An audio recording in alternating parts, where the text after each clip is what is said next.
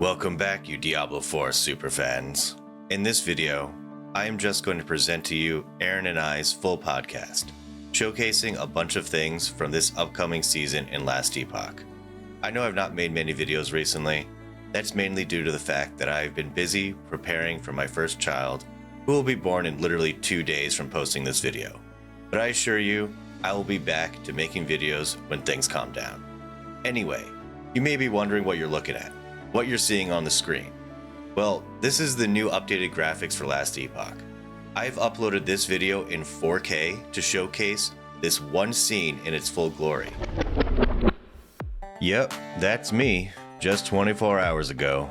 How naive I was thinking I would be able to upload a 2-hour 4K high compression video to YouTube without any issues.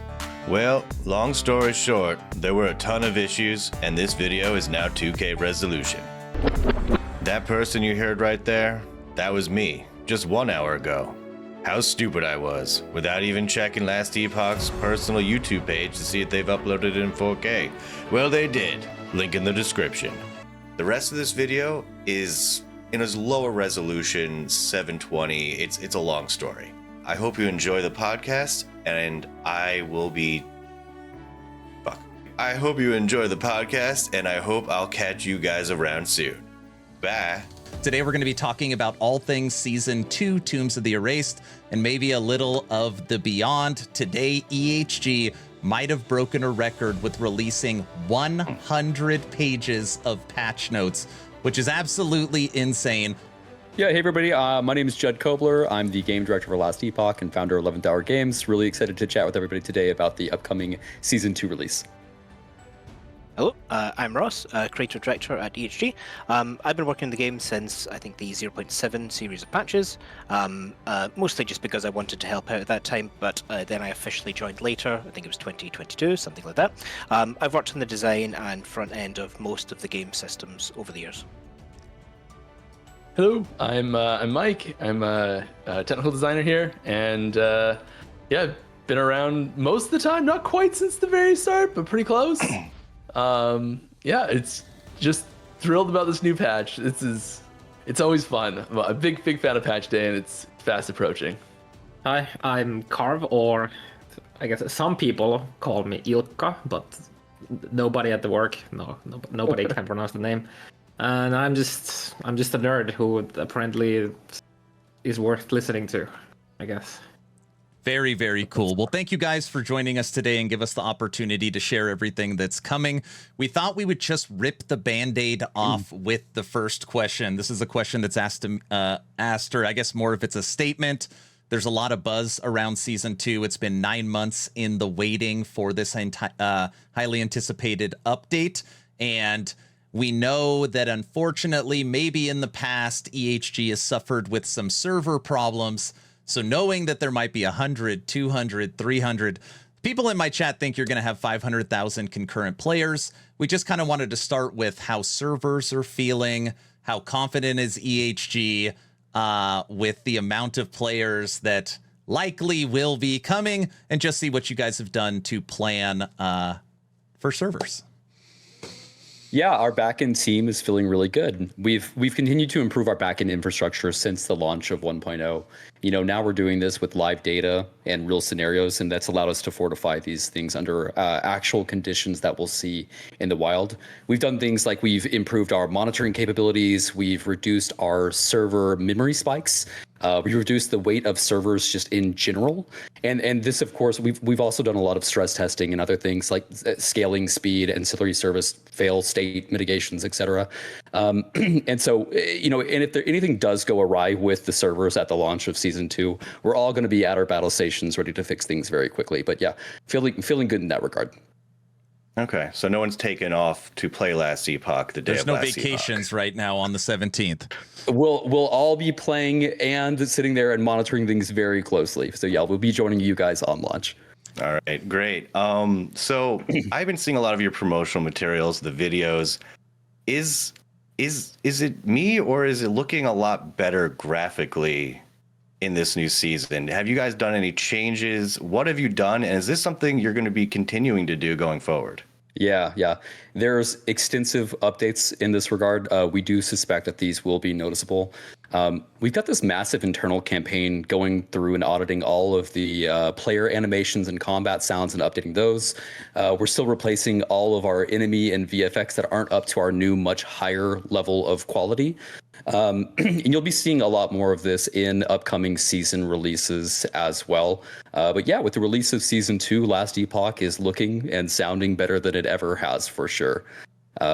Ross, you've been working very closely in those pipelines. If there's anything specific you'd like to add to that. Yeah, so as you mentioned, Judd, every season comes with visual upgrades as we update older content. Most of these improvements aren't generally attached to a specific season as a goal. We just continually work to improve visuals. There are some exceptions where we might target a specific large visual improvement project to a release, like when we updated the player shadows and lighting at 1.0, or when we added environmental variants to echoes. Updating the engine helps with our options here as well. In terms of VFX updates, we target both player VFX and enemy VFX for improvement. And depending on how old a particular effect is, reworking it can result in abilities looking better and performing better, and being clearer in terms of visual weight and clarity. I think visual clarity is always important, but especially so as you continue to add more complex mechanics to the game. On the sound effects side, it's a similar sort of thing there. We either update older sounds because the sound team have targeted that for improvement, or because there is a visual rework of something that facilitates the need to update the sound there. On the environmental side of things, in terms of level design and textures, we are in the process of a big push there in terms of both the fidelity and clarity when it comes to things like ground textures and contrast, which has a big impact on overall readability when it comes to combat. So yeah, as Judd said, you'll continue to see improvements across the board here with each season. Now, recently, EHG has done an engine upgrade, and you've basically gone to a newer version of Unity. Has that unlocked more potential for what you can do as designers? There's certainly been... Yeah. Go, John. Yeah, there's certainly been aspects of the engine upgrades that gives us more insight into what the code is doing to a deeper degree and what we are able to push going forward. Upgrading the engine gives a lot of internal ability to improve things. Sometimes it does come with performance upgrades as well. Those are things that we're always excited about. And upgrading the engine is important and something that we do from time to time.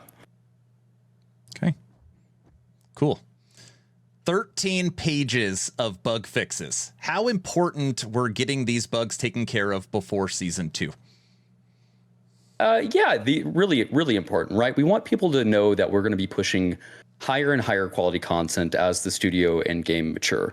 Lots of bug fixes coming in season 2.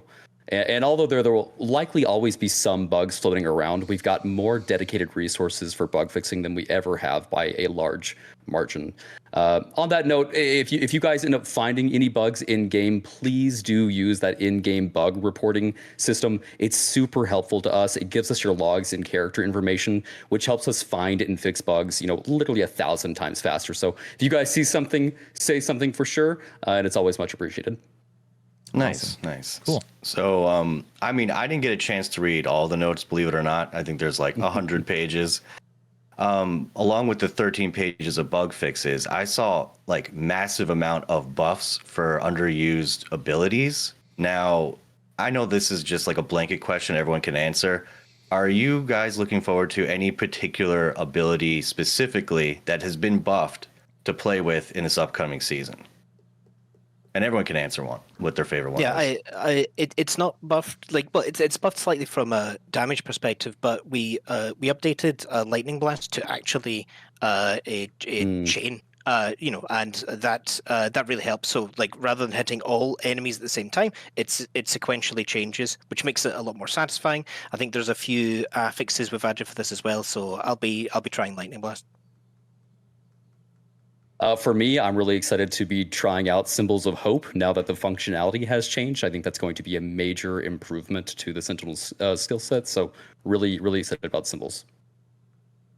There's some little buffs to Smelter's Wrath, and there's potential in them ability hills. So I'm looking forward to eventually what that's going to become. for me, it's probably gonna. I'm most excited for turning Judgment's Consecrated Ground to Aura. Now that I don't need to dump my entire mana pool anymore, because that node got changed to not dump your mana pool anymore, and since Volatile Reversal doesn't immediately give your mana back all now, so you can actually use some other skills and don't need to worry about the Volatile Reversal stuff. Carve, I know what you're doing. You're trying to bring a true RF to Last Epoch. Don't try and fool anybody. We know what you're doing. Come on. We have a couple of skills that are basically like Righteous Fire. That being one of them, and one of the uniques coming for Acolyte, I think gives you somewhat similar playstyle. Oh boy. Frosty, I can tell you that I'm probably going to be the only content creator in the world that's going to be playing Summon Bear for my season start. We are going to make a Primalist Beastmaster Summon Bear build. I mean, I'm probably going along with majority of people that I've talked to and just going Heartseeker because I love bows, and I'm so happy with that. I am so unbelievably happy with that. That's hands down what I'm going. Very nice. All right, guys, I don't know who wants to tackle this question. I feel like once Season 2 comes out, there's going to be a lot of questions around this. WASD movement in beta form. What's the future of WASD in Last Epoch? Potential strafing, using right thumbstick to shoot as you move backwards. What's the kind of future vision of WASD? Yeah, I can answer this one here. There's a lot on the table and a lot up in the air still. What it's going to look like at the very end of the line of like when do we take that beta tag off of the feature type thing?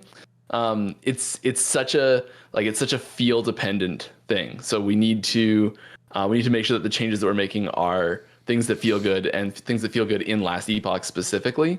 So there's so many abilities that interact differently with this type of like input movement. And actually adding in active strafing to abilities is a huge power spike to a lot of situations. And so like it's on the table, but it is not guaranteed. So we are going to be testing things out and seeing what feels best. There's also like a lot of animation requirements for doing that, and we do have some new tools from animations coming down the pipe that are really big upgrades for the visual fidelity and also just how they feel in game when you're using them. It's going to help us make this feel a lot better going forward once we do get that beta tag off. I don't know if Ross has anything about that. Yeah, there's a level design aspect to this too as well, where you need to, we need to adjust areas to feel good with WASD as well. We're doing that for all of the new areas that we're creating, so tombs and cemeteries, and in future seasons. But we will need to revisit some specific areas in the campaign and in Monolith as well to ensure that the level is laid out to work well with WASD. Nice. Cool. I just got to get this out of the way first. This is a massive, massive patch, massive season. There's so much being added. Is everything that's being added now going to be permanent and also available for legacy servers? Yeah, everything that we're adding right now is permanent content. We think it's very important to make sure that the game is stacked with fun content. And when we released 1.0, we didn't quite have enough to start to introduce temporary mechanics. Introducing temporary mechanics or systems with seasonal releases is likely something we'll do because there is large benefit to doing that. You can release something, have it tested, see what sentiment is like, and you don't have any commitment to keeping it in the game, or if people don't like it, you could, of course, pull it. So it is likely something that we end up doing long term, but right now, all of the content coming into the game is intended to be permanent, yeah. Okay, great. I think there's one exception. This isn't anything to do with actual content. It's just that the chat announcements, the seasonal chat announcements, do not happen in Legacy. So there's one different thing. Yes. And what are those announcements going to be, Carve? Probably going to see me die in hardcore. Oh, jeez. Loot Lizards got hit with a pretty big nerf, 40% reduction. What would people expect the loot increase to be? So right now you probably see a couple Loot Lizards almost every echo. Are we going to be super excited to see them from the loot that they drop? I mean, they've got a ton of really great loot already. We're not actually buffing the loot on them a ton. There's a lot of new methods for you to get access to loot lizards. So you can spawn them in your echo webs through the Weaver tree. You can also there's the scale charm as well. So there's lots of new ways. And there's definitely not a bunch of pings happening right now. It's distracting me or anything. Yeah, you're telling me. There's a lot of new ways to get access to the loot lizards when you really want them a lot. So you're still gonna be able to spawn a whole bunch of them, but they'll just spawn less consistently and just randomly, and you'll stumble across them a little bit less. Yeah, Nice. one big point of feedback was that the loot lizards were like extremely saturated in campaign. So the reduction in amount of loot lizards you find is mostly notable on campaign because with the Beaver tree, and then there might be a Woven Echo that contains loot lizards. You can in endgame get a decent amount of loot lizards still. Well, speaking of loot in campaign, I know these champion monsters, these like mini boss type monsters that have been added to the game, will be in campaign. They have a potential of dropping, I think it was a pile of uniques. Is this something that could possibly happen in the very early stages of your new character in a campaign? Yes. I'm actually not sure. I'm not sure actually. Can we ask Holly that, and we can get Holly's back to you on the answer to that? Yeah, I suspect the answer is yes, but I'm not. They are difficult, and if you don't have any if you don't have any gear from previous characters, and you're like a fresh start character, and you see one right at the start or as early as they can be seen, they are quite difficult. While we're I'll waiting check for that those right now. answer, when you guys see loot lizards or hear them, does anybody else hear dolphins? Somebody at EHG must hear a dolphin. I can't be the only person. you might be the only person. No way. That's Mike says yes. I hear where you're coming from there. Yeah. Okay. It's like a dolphin and a murloc had a baby. Yes. Okay. Perfect. I would accept that. They can drop a pile of uniques very early. Okay. Like a pile of exalted items as well. Some of the loot drop types are in-game only, but uniques can get in. I mean, that's great news for speedrunners. Yeah, you're not getting piles of exalted items on campaign. Yeah, but uniques can be at any level. Yeah. Okay. So there's been a lot of shift on loot drops more towards magic and rare enemies as well as making those enemies tougher. What prompted that change, and are other loot pools going to change maybe in the future, or is that kind of where you want to take loot? Well, we don't have anything to really share about future loot pool changes right now. As for the question about the magic and rare enemies, it just improves the feel and flow of the game a lot. You know, you fight these not normal enemies, and then they'll drop some, a bit better loot compared to everything else, and you don't have to be clicking these shards and runes and whatnot that normal enemies currently drop quite often. So it just means that you loot a lot less often, so it just feels better. It just feels better. That's what we found out when we tested it. Nice. So these new Woven Echoes seem really cool. Is there a way of getting them, I don't know, through the auction house or the Merchants Guild, or increasing drop rate through Circle of Fortune, or does everyone have kind of like an even playing field? They're not tradable. You can't get them in the bazaar. Circle of Fortune players will get a bit more of them through their perks, but other than that, they're pretty equal. Okay. Some major changes were made to enemy dot, so damage over time. A 50% reduction in corruption scaling, as well as 15% less damage to players. Was dot overtuned, or was it just requiring too much of a gear commitment? I mean, both. We don't have. It's a lot easier to mitigate hits. There's a lot more systems that specifically mitigate hits. So there's a couple different ways to go about it. We could provide a lot more the ways to mitigate dot, or we could just make dots be less dangerous, so you don't have to go out of your way on already very limited pool of affixes to start tanking all of the dots. So we just felt it was better to not put more pressure on that and instead just overall reduce the damage dots there. Obviously, you still probably want to have a source of cleansing for all the ailments in the end game. I feel like this is going to be something that players really feel and notice when they play endgame for Last Epoch. Most of the time when you die, it's like a poison or bleed nemesis, or it's Gaspar or some dot that like smokes through all your defenses. So I think this is going to be a great change. Yeah, I think we were about halfway through the development process for the season, and I had a distinct memory of watching some streamers specifically struggling here. I think it was Karn as well. It was quite passionate about telling us with this, but yeah, I think the changes here are really, really positive. Yeah, Nice. There's also other things we can do, and we have actually done in a lot of enemies recently, where when a dot spawns, it doesn't do its like maximum damage immediately, and it just ramps up. So if you're standing on it at the beginning when it spawns, it doesn't necessarily do all of its damage, and then if you just AFK there, it's obviously going to die. Or if you walk onto it later, it's going to be way more dangerous to help, so that when they spawn, you don't immediately have to be ready to dive out potentially, and it gives you a bit more leeway there. So we're getting some pretty cool news in from the team right now, and I promise this isn't scripted or planned.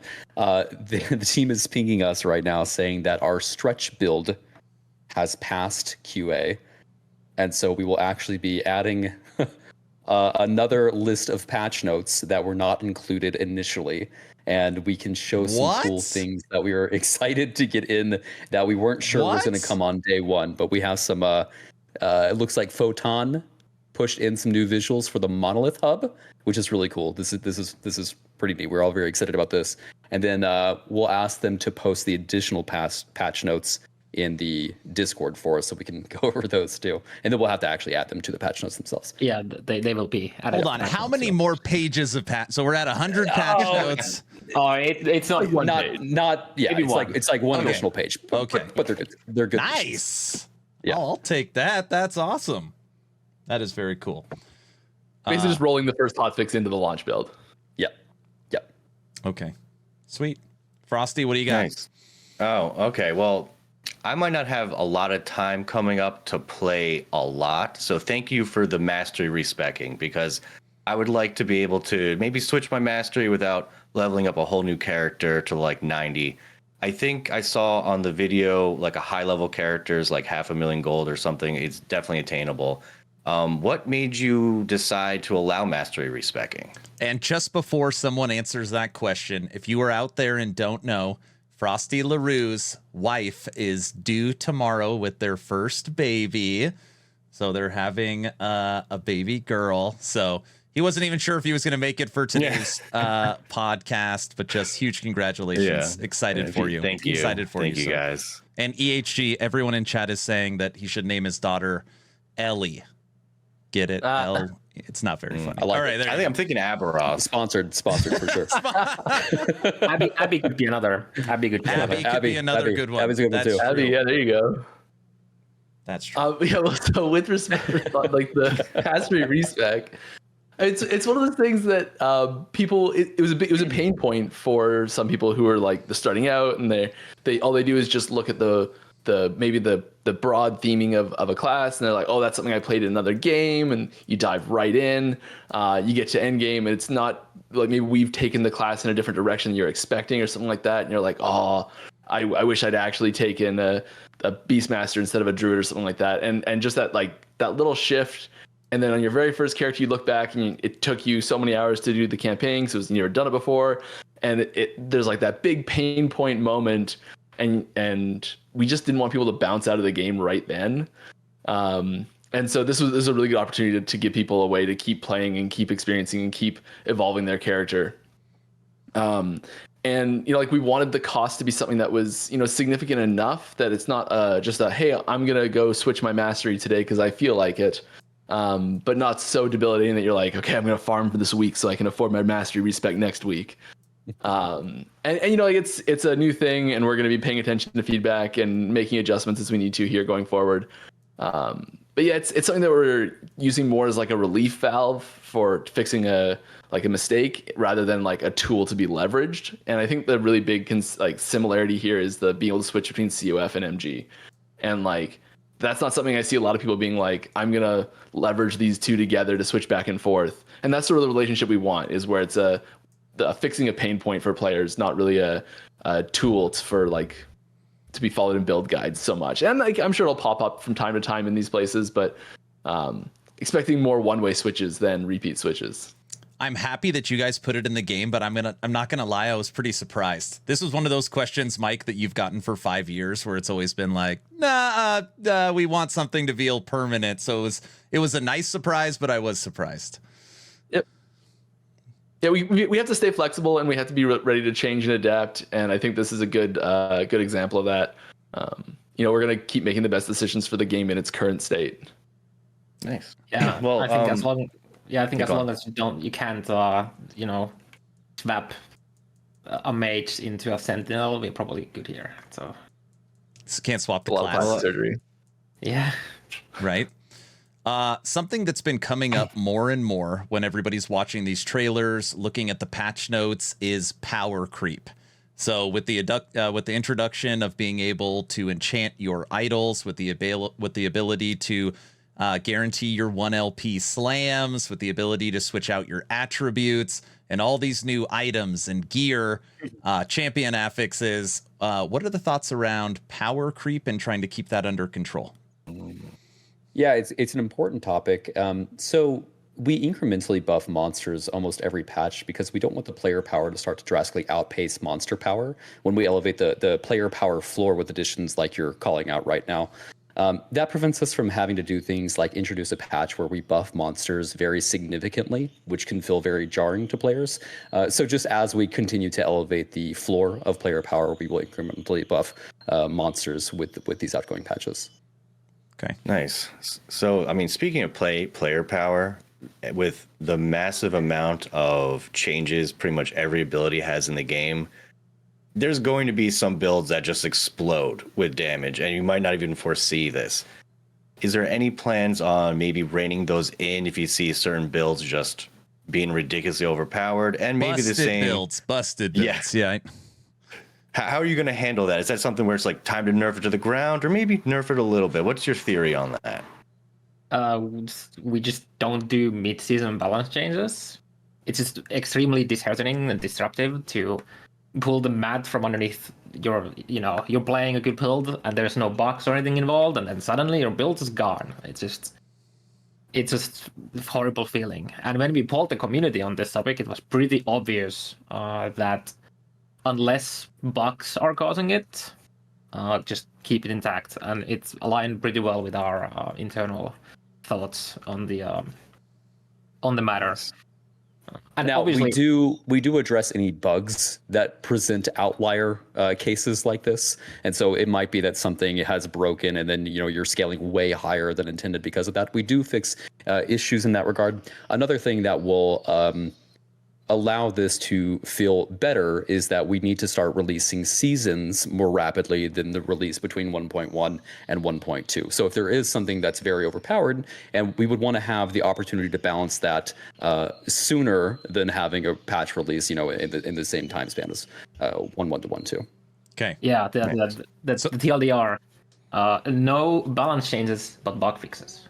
Yes. Got it. If it's bugged, you'll patch it. If it's just broken from overtuning, it stays until the next season. Okay. Judd, I'm glad you brought that up because that was going to be my next question. You said something where everybody was like, oh yeah, we'll believe it when we see it. So I just thought we could bring it up now. On the first tour of the Erase podcast, you said something with Rax and Zizarin that the goal for time in between seasons is actually 3 months. And then if it goes to, I think that's, or if it goes to 3.5, so be it. If it goes to 4 months, so be it. But really the goal in between patches is 3 to 4 months. Yeah, we think the most healthy cadence for releasing content for Last Epoch in the future will be at a 3-month cadence. It is something that, again, we are getting our legs when it comes to games as a service and the live operations model.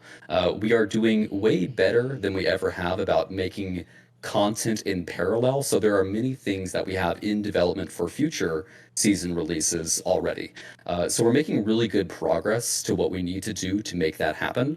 So the ultimate goal will be 3-month seasonal releases. I think it's more appropriate to say 4 months is something that we feel like is reasonable for 11th hour games at the moment, but certainly not this large gap that we've had between 1.1 and 1.2. The gap between 1.1 and 1.2 was really based on player feedback and people telling us that they really wanted to see additional in-game, these quality of life improvements.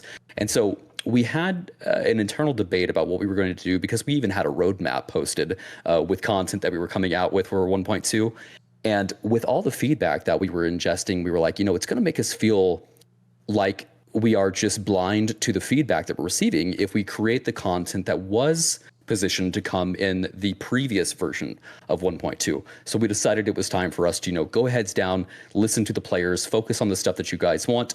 And that is the result of what we have coming in season 2. It did take a little bit longer to come out, but we do think that people are really going to enjoy the efforts and the content going into this patch. Awesome. I'm excited for season 2, and obviously I'm excited for season 3 because Mike has talked about some Necro stuff. So, I just, anyways, what do you got, Frosty? So I was looking at the video you released earlier, and they talked about the Gauntlet of Strife Woven Echo, which is basically you're fighting a gauntlet of bosses. Roughly how many bosses are we fighting in a row here? Is it like 2 or is it like 10? What is it? I think it's 2. Okay. Yeah, Holly. I think Holly it's more. Yeah, no, so it's a lot more. It's more than 2, and there's champions in there too. No, I think It's 7. It's Okay. 7. Yeah. That feels like a gauntlet. And Yes. it's not just bosses. But the bosses have their little champions with them. Okay. They have their minions as well. Well, I'm looking There's forward like to that. a champion that's like paired with each boss. Oh, nice. Okay. So we got mastery respec. That was something that EHG was flexible on. In the past, it's like, no, not out right now. We don't want to do it. They brought that in. We were subbing there for a while. Yep. Something else that has been added to the game is we've always been able to jump through the dungeons to kind of jump through the campaign on alt characters. But something that was always kind of a pain point is you didn't get your idols and you didn't get your passive points, which means you still had to just run this quests anyways. So most people didn't use that feature. Now with season 2, you could be able to jump through the dungeons and you can get some of your passive points and some of your idols. I thought somebody from EHG could talk through the thought process on this and why the decision was made. Yeah, so the dungeon keys were added as a campaign skip for alt characters. This is something we don't want the keys to drop earlier than where they're dropping right now for your first campaign playthrough, because for new players, this could result in a lot of confusion. They could go and complete the dungeon and then they're spit out the other side at a much higher zone level. And for a new player that doesn't understand that, that can be frustrating, or they just don't think that they've done the right thing. And so we intend this to be a campaign skip for alt characters.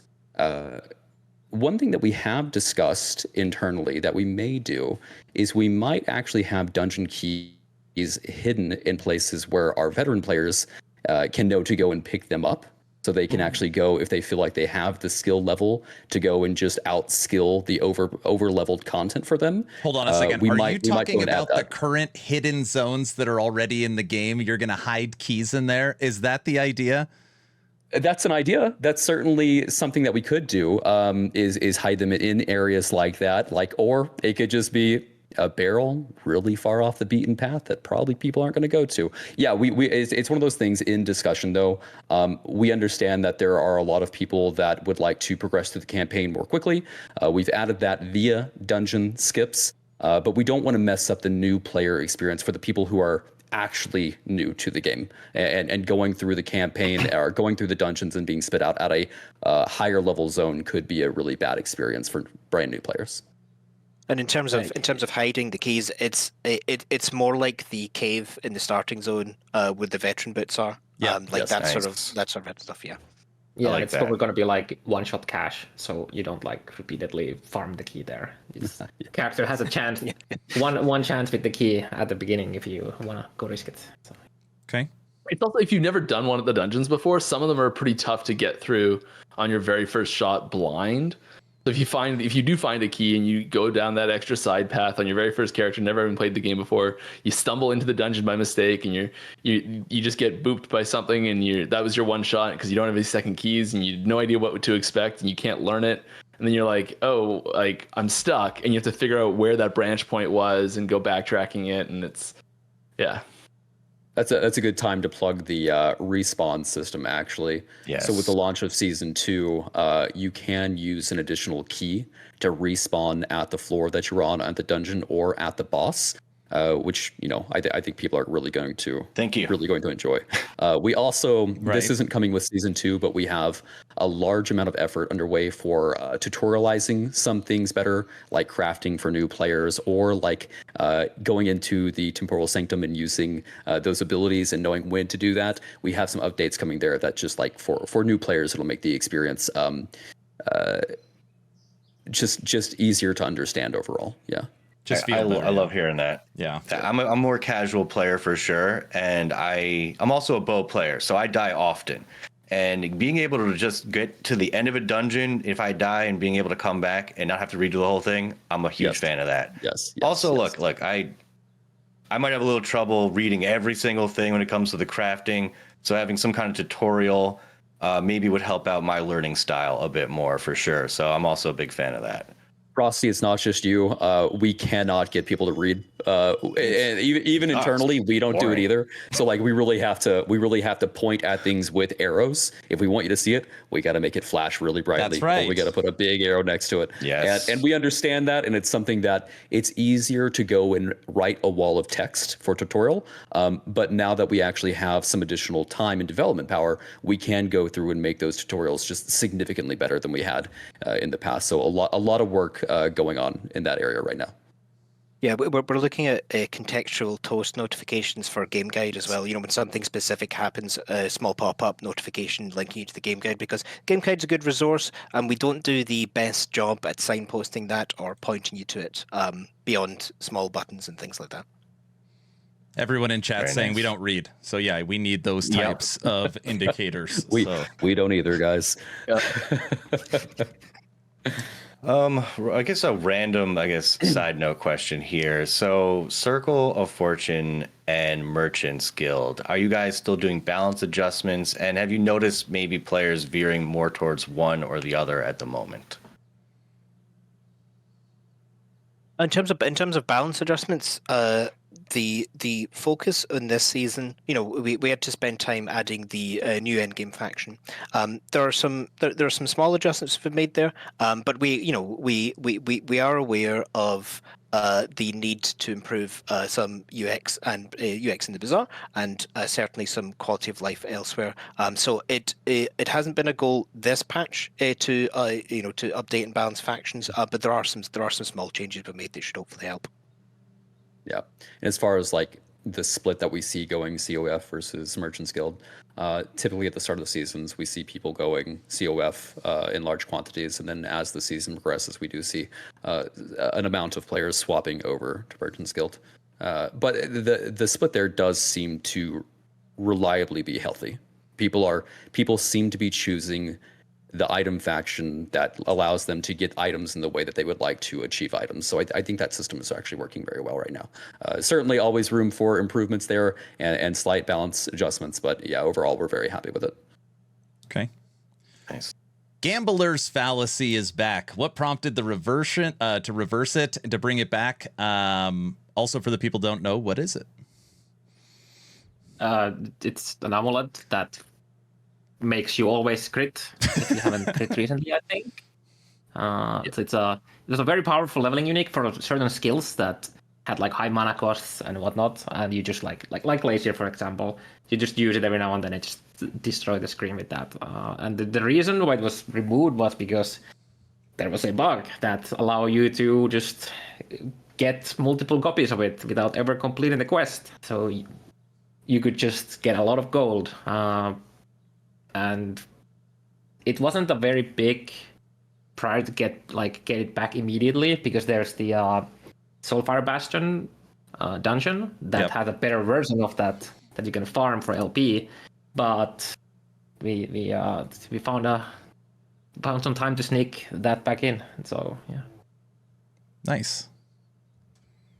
So with the massive gamepad targeting improvements, is this a good indicator that maybe one day soon we'll be seeing Last Epoch for console?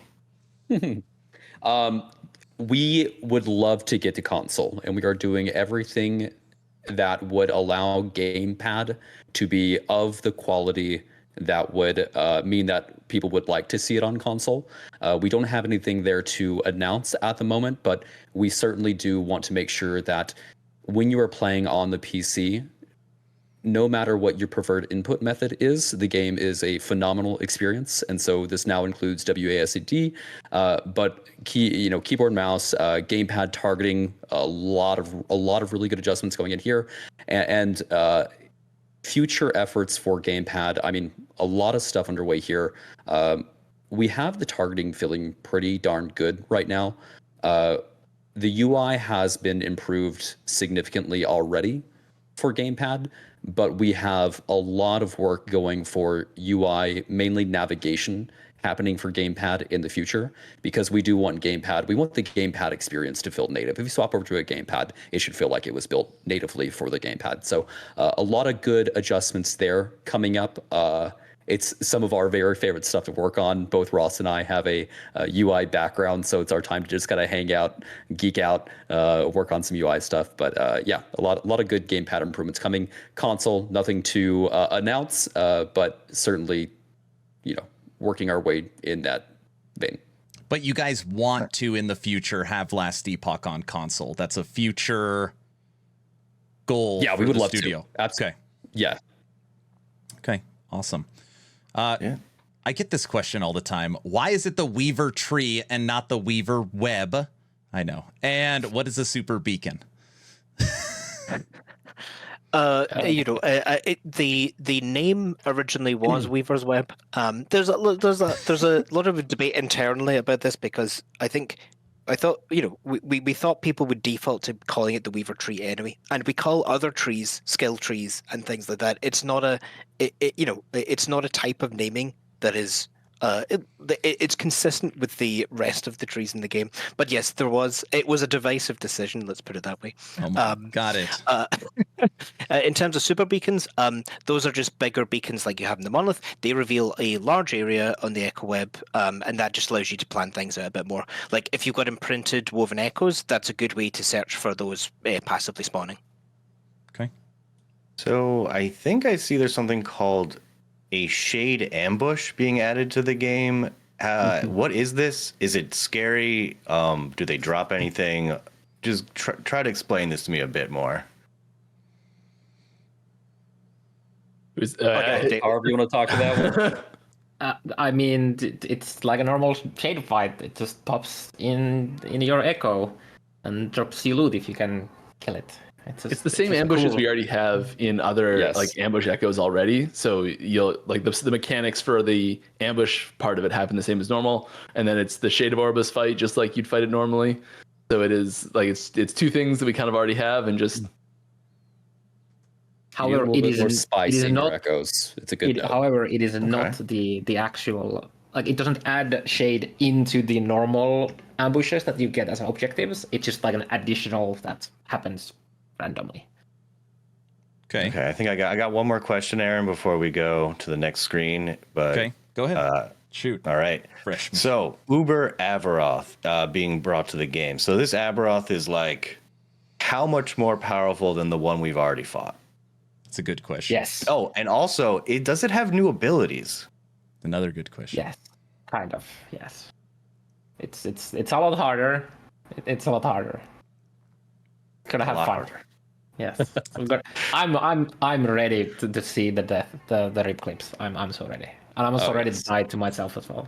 Yeah. Carve, does what have a minimum percentage of corruption. players do you think could beat it? Not very high. Yeah, no, One? not very many. One? Not very many. Yeah, like if 1,000 people beat regular Abberoth, how many of those 1,000 would be able to beat Uber Abberoth?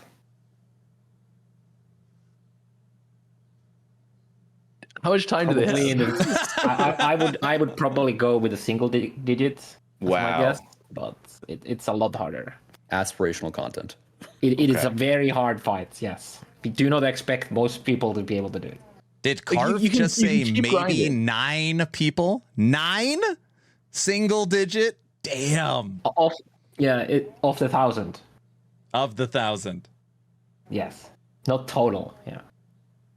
Okay, that's like 1% of players that can kill Abberoth now will be able to kill Uber Abberoth. That is what I am thinking. We had some technical difficulties at the beginning of the stream. Don't worry, I'm not terrified to go to the next scene. I'm sure it'll work fine. Please work fine. Please work fine. Moving on to our second scene for the Town Portal podcast. Oh god, everything. Oh, no, it's fine. Aaron, are you still there? Can you guys hear I can't Aaron? hear Aaron. Oh no, where'd he go? It is echoing. It is we can echoing. hear you. It's fine. It's working. You're good. It's fine. It's fine. It's fine.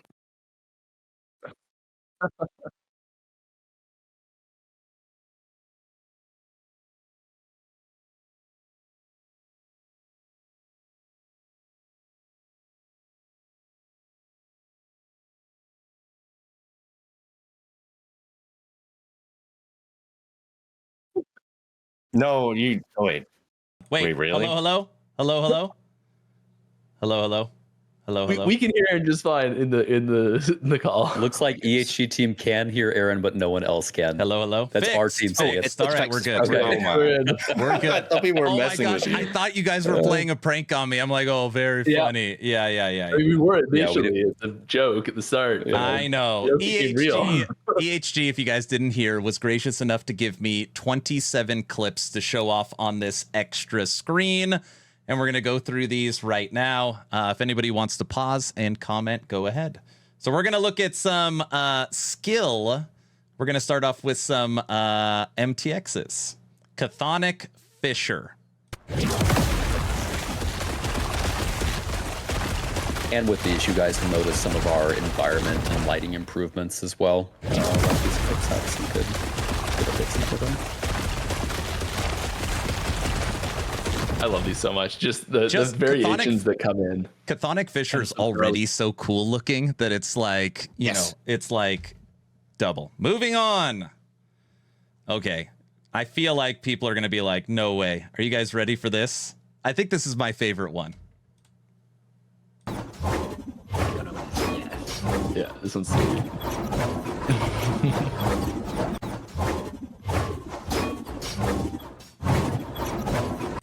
Anybody a fan of hammers? It's so good. It looks so good. We're Yeah, some of the so things excited that we can do these now. This is something that pretty we've sure been wanting to do for a very long time, and we just didn't have the tech to do skill skins. Very, very. I'm pretty sure we just said build for so many people. I know. They're it's so cool. We were talking about it. Like, should we base our build based upon the skill MTX? I know. All right, moving on. And a couple of these are smaller. They're not all exciting like hammers. Cherry Blossom Evade. The little evade effects, I think, are some of my favorites, actually. You just They feel like good. the subtle little touches. Worth noting on Evade this season, it's a lot more responsive. A bunch of offline bugs with are fixed. It's just better. Okay. Moving on. Cosmic Smite. And just so you're aware, maybe I've tested this, that if you're using you could use a skill MTX and to trigger another skill and use that MTX, so these can all be combined.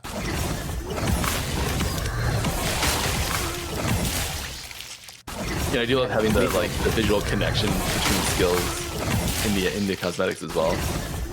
We don't happen to have a clip of triggering smite with hammer throw, any chance? That would be so nice. No, we don't have that. I'll have to use your imagination for now then, I guess. Right? Moving on. Your MTX also applies to skill shrines as well. Just a small thing, but it also applies to any skill that you gain from skill shrines. Oh, that's pretty cool. That is pretty cool. You can equip lots of skill MTX all at the same time, not just one for each slot that you have equipped either. Sorry, everybody. I know sometimes the volume's high, sometimes it's low. Each clip is a different volume. All right, moving on. Volatile Reversal Cosmic. Nice.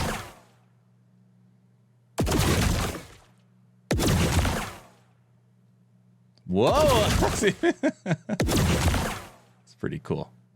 Pretty neat. And we continue. Okay, guys. This is Dragon Claw Rive. I've been playing so much Primalist, I swear I see swipe when I look at this. Tell me unless I'm losing my mind, which I probably am. I can see it. You can see it? Yeah, I can see it. Yeah, for the first two swings, yeah. Yeah.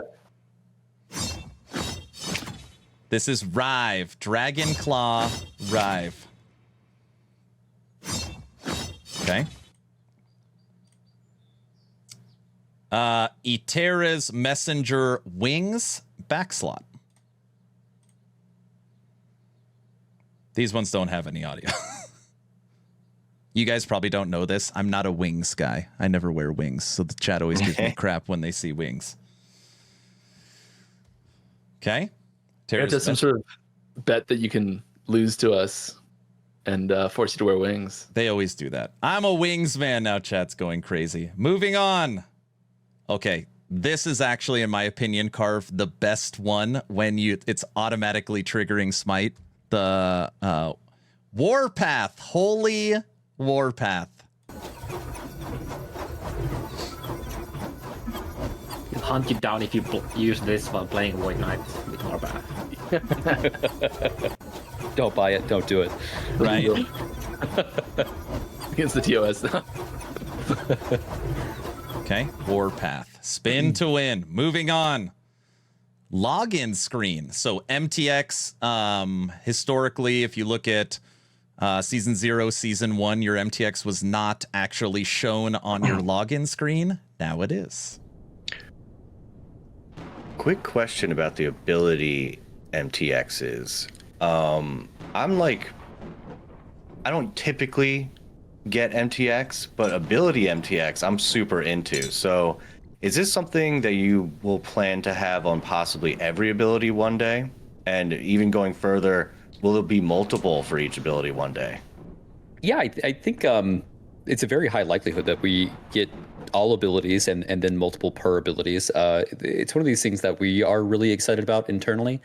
We're constantly getting into calls and geeking out about just things that we can do now that we have this tech.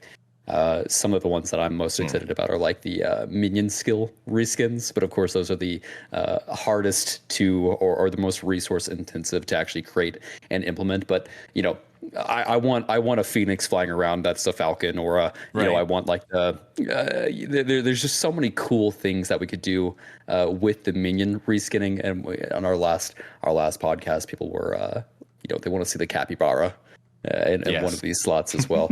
Yeah. Definitely, we will be implementing a lot more skill MTX If you guys have any ideas for those that you would like to see, we're pretty easy to convince right now. So if you guys have any ideas or suggestions, feel free to go to our Discord or our Reddit or our forums and make those suggestions. And it's just something that we're looking to figure out what the catalog is going to look like long term. We'll be adding a lot more. Okay. Yeah, I think the goal is definitely to pick a theme and have enough with the skills you're using to put together a nice theme. Like if you're essentially using Warpath, you should be able to put together a sort of teal theme, like a Death Knight theme, like that, that sort of stuff. We're also adding for the different colors that we have here, we're adding different hit, flash, and death V effects for it as well, so that if you have red lightning blast, you don't have the blue hit, flash, and things like that. So we've added a lot of that this season as well. So I have audio sometimes too.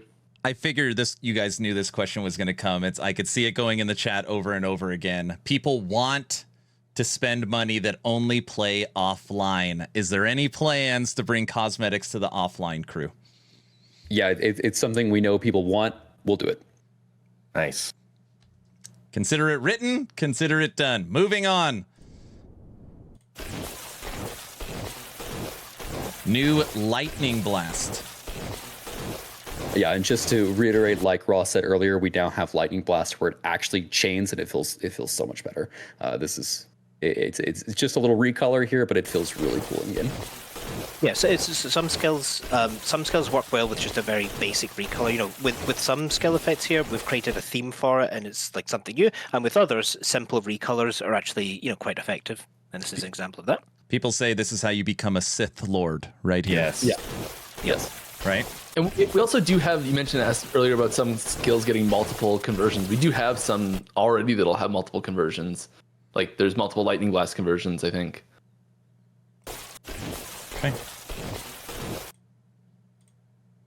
Okay, somebody in chat literally a few seconds ago said, hey, can we get a reskin for wolves? They must have heard you. Yep. This is unbelievable. Unbelievable. What happens if I take squirrels? No, just somebody walk me through this. I think if you take squirrels, it does go to squirrels. No, it always defaults to the MTX. It goes to MTX. Is that right? Yeah. Okay, so the squirrels will show up as smaller dogs. Is that right, guys? Is that true? Cool. I don't think they're small dogs. No. Oh my gosh! I will switch my starting build if I get these as squirrels. I'm gonna ask the team right now. Well, they'll just It's not like a squirrels themed like this. That doesn't happen. But we did talk about this recently. So this is a pestilent hound summon wolf skill MTX. Now people are saying hell squirrels. Hey, by the way, since we're speaking of squirrels, when are we going to get that void conversion for squirrels that we get out of the shrine? You guys must get that question all the time, too.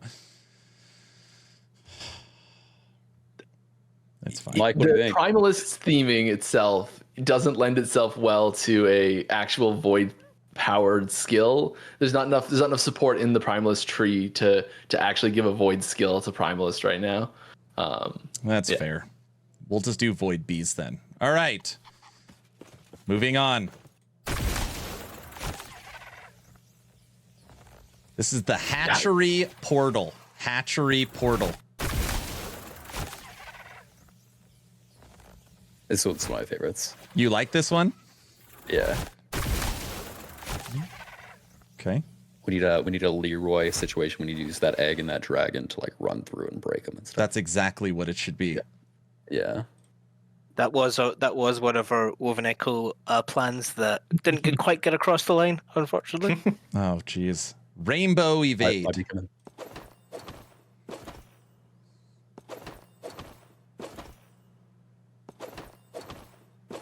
Is there a chest at the end of the evade? Yeah, right. Some treasure? Shattered Frostclaw. Shattered Frostclaw. The shattered ones are so good. Oh yeah. You like That'll be this a one? popular one. People are gonna. There's a few themes like this, and they're all really good. I like the sound too. It's good. Okay. Shattered Meteor. Judd's favorite.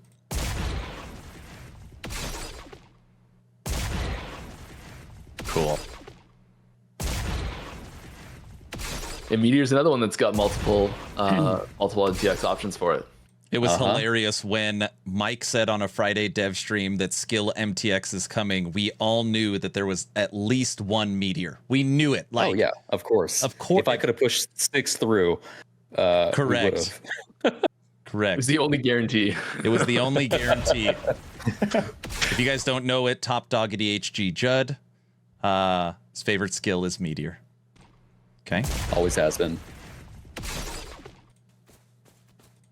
This is the Slack Hopper Pet, and I'm hoping one of you could tell me what's flying in and out of its shell. Those are little frogs with wings. I was like, Friend. is that what it is? It's a frog? Yeah. They live inside that shell. They're a mutually beneficial relationship.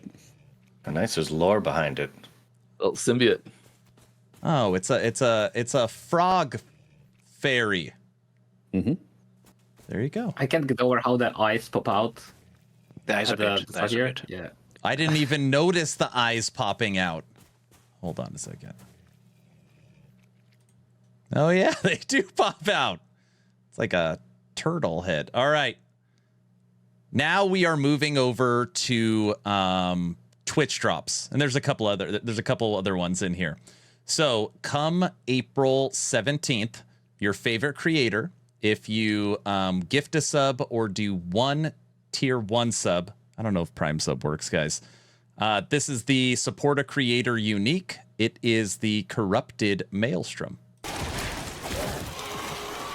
I don't think Prime subs worked last time. Okay. Yeah.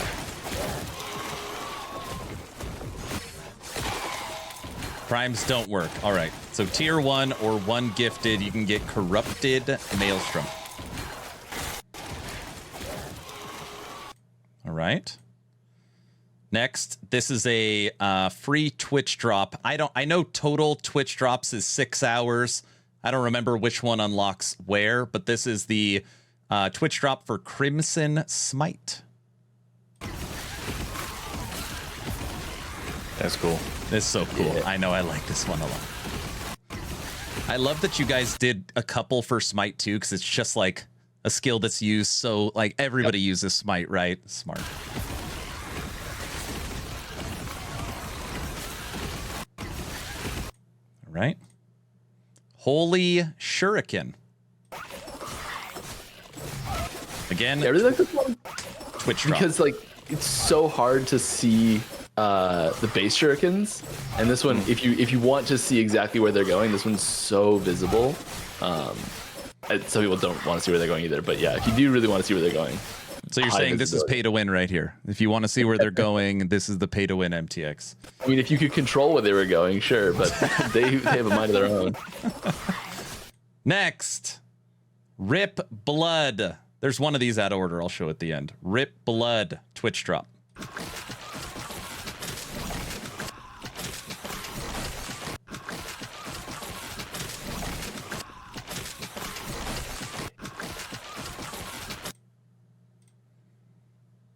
Holy Lightning Blast Twitch drop.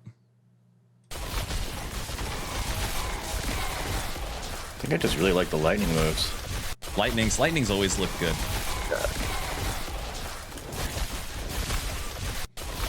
Also see the new chaining here. Oh, you can see the new chaining in it. All right, I'll let this one play for a sec.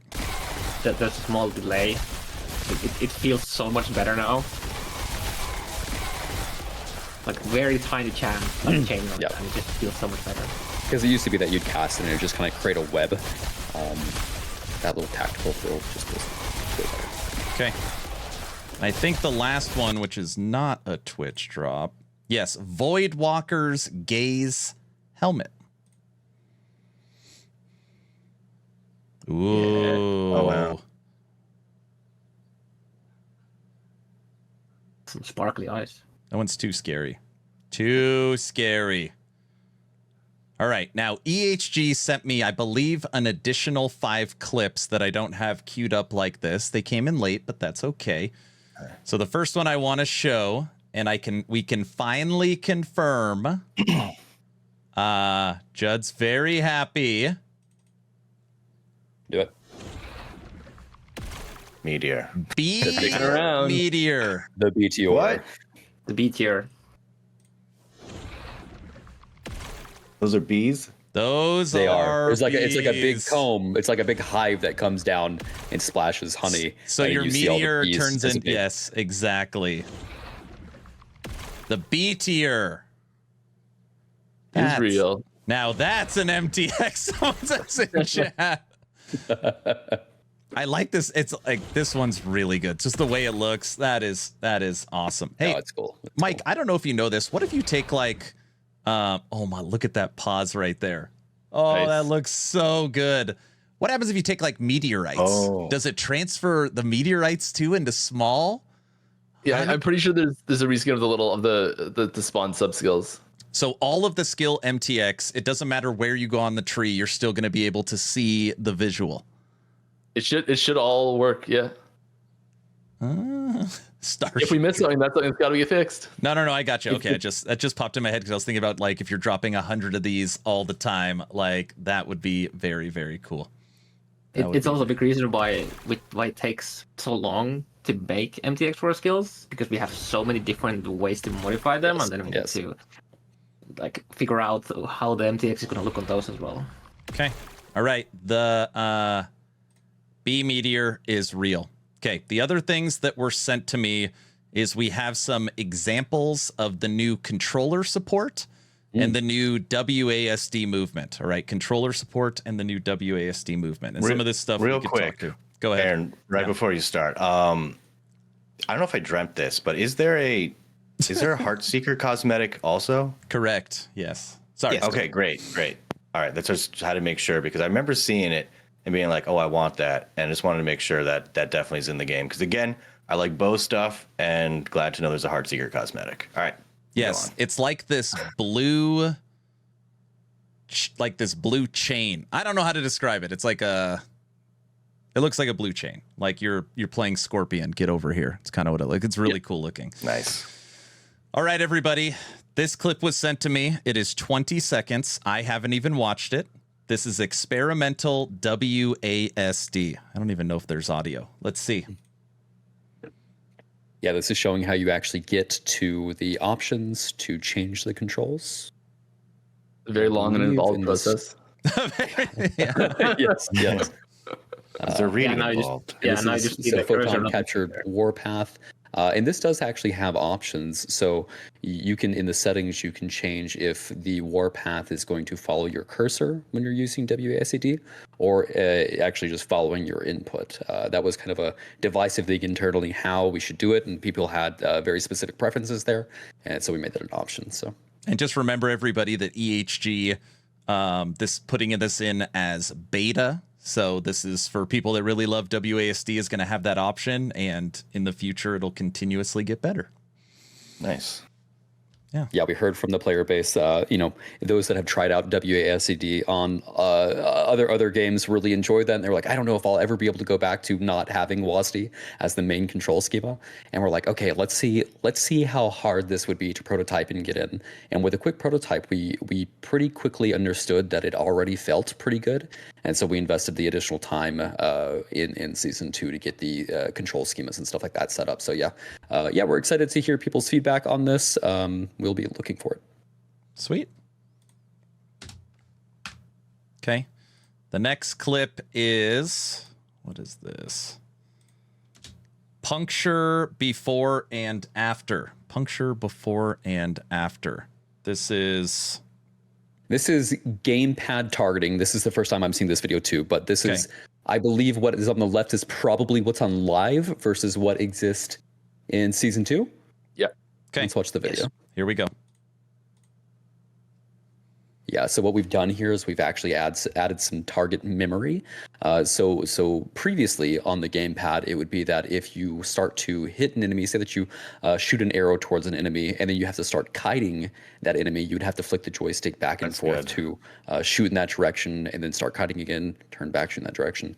Now, if there is not a new target recognized in the direction that you are running, shooting that arrow will instead just turn around very quickly and shoot without you having to do it manually. And it helps the flow of gamepad combat just very, very significantly. This is huge. This is like this is completely changing the entire gameplay feel for somebody using a controller. Like, that's massive. Yeah. It helps an absolute ton. It helps an absolute ton. Wow. And there's all sorts of settings for different contexts and specializations for like every combination of all those things. And because there's so many situations you can be in and so many combinations, it is something that we're going to be looking at feedback for very closely to get outlying and special cases where people are like, when I've taken these 6 nodes together and I'm in this very specific scenario of combat, it does something weird. And we're like, cool. No one thought to. Mike's referring to the skill targeting updates that we've made. Yeah. So the team put a lot of work into this. We've essentially made all these different paradigms for how skills can or should act in combat. And we've mapped all of the skills and all of the nodes that maybe or should change the way that targeting functions with the gamepad. And so now, I mean, the update makes gamepad play. It's just, I can't even emphasize how much better it is with these changes. What it also allows us to do is to make changes to those paradigms that we're mapping to these skills very quickly. It's very standardized. So if there is an instance where people feel like one of these abilities could be controlled better or differently that would make it feel better, we can get that feedback and we can make that change much, much more rapidly than we did before. So yeah, these are phenomenal gamepad improvements. Man, and I thought gamepad was already good. Like, I always thought you guys. It's getting there. It's getting there for sure. People are already enjoying it, but we still see a lot of opportunity to improve that. We really want, when you swap to gamepad, for it to feel natively like it was made for the gamepad. We're making really good progress there. It's feeling pretty good at the moment, but still more to do. Now, Judd, if I'm using my controller playing on gamepad and then I set down my controller and I grab my keyboard and mouse, will it work seamlessly? Yeah. So you can hot swap between gamepad and keyboard and mouse. Pretty cool. Nice. Cool. Yeah. Cool. Okay. Very nice. What? I wasn't sure. So I just asked a simple question. All right. And I will say this is a huge DPS increase, this change too. If you're not someone who is going to manually twitch super fast to go and do these same types of actions, it is a DPS improvement, yes. Okay. Ballista armed construction. Again, I have not seen this. If one of you guys want to. This is just ballista targeting based on context, so it knows that it wants to put near enemies because it's going to explode when it dies. Okay, so normally if you just summoned ballista, it would summon next to you, but in this case, since you've taken ballista in a certain way, it goes next to the enemy, correct? Correct. So it used to be that if you had a target focused in the live version of Last Epoch right now, it would just summon the ballista at the target's location, which would quickly end up in the enemy's swarming it and dispatching it, which is not a great way to play ballista.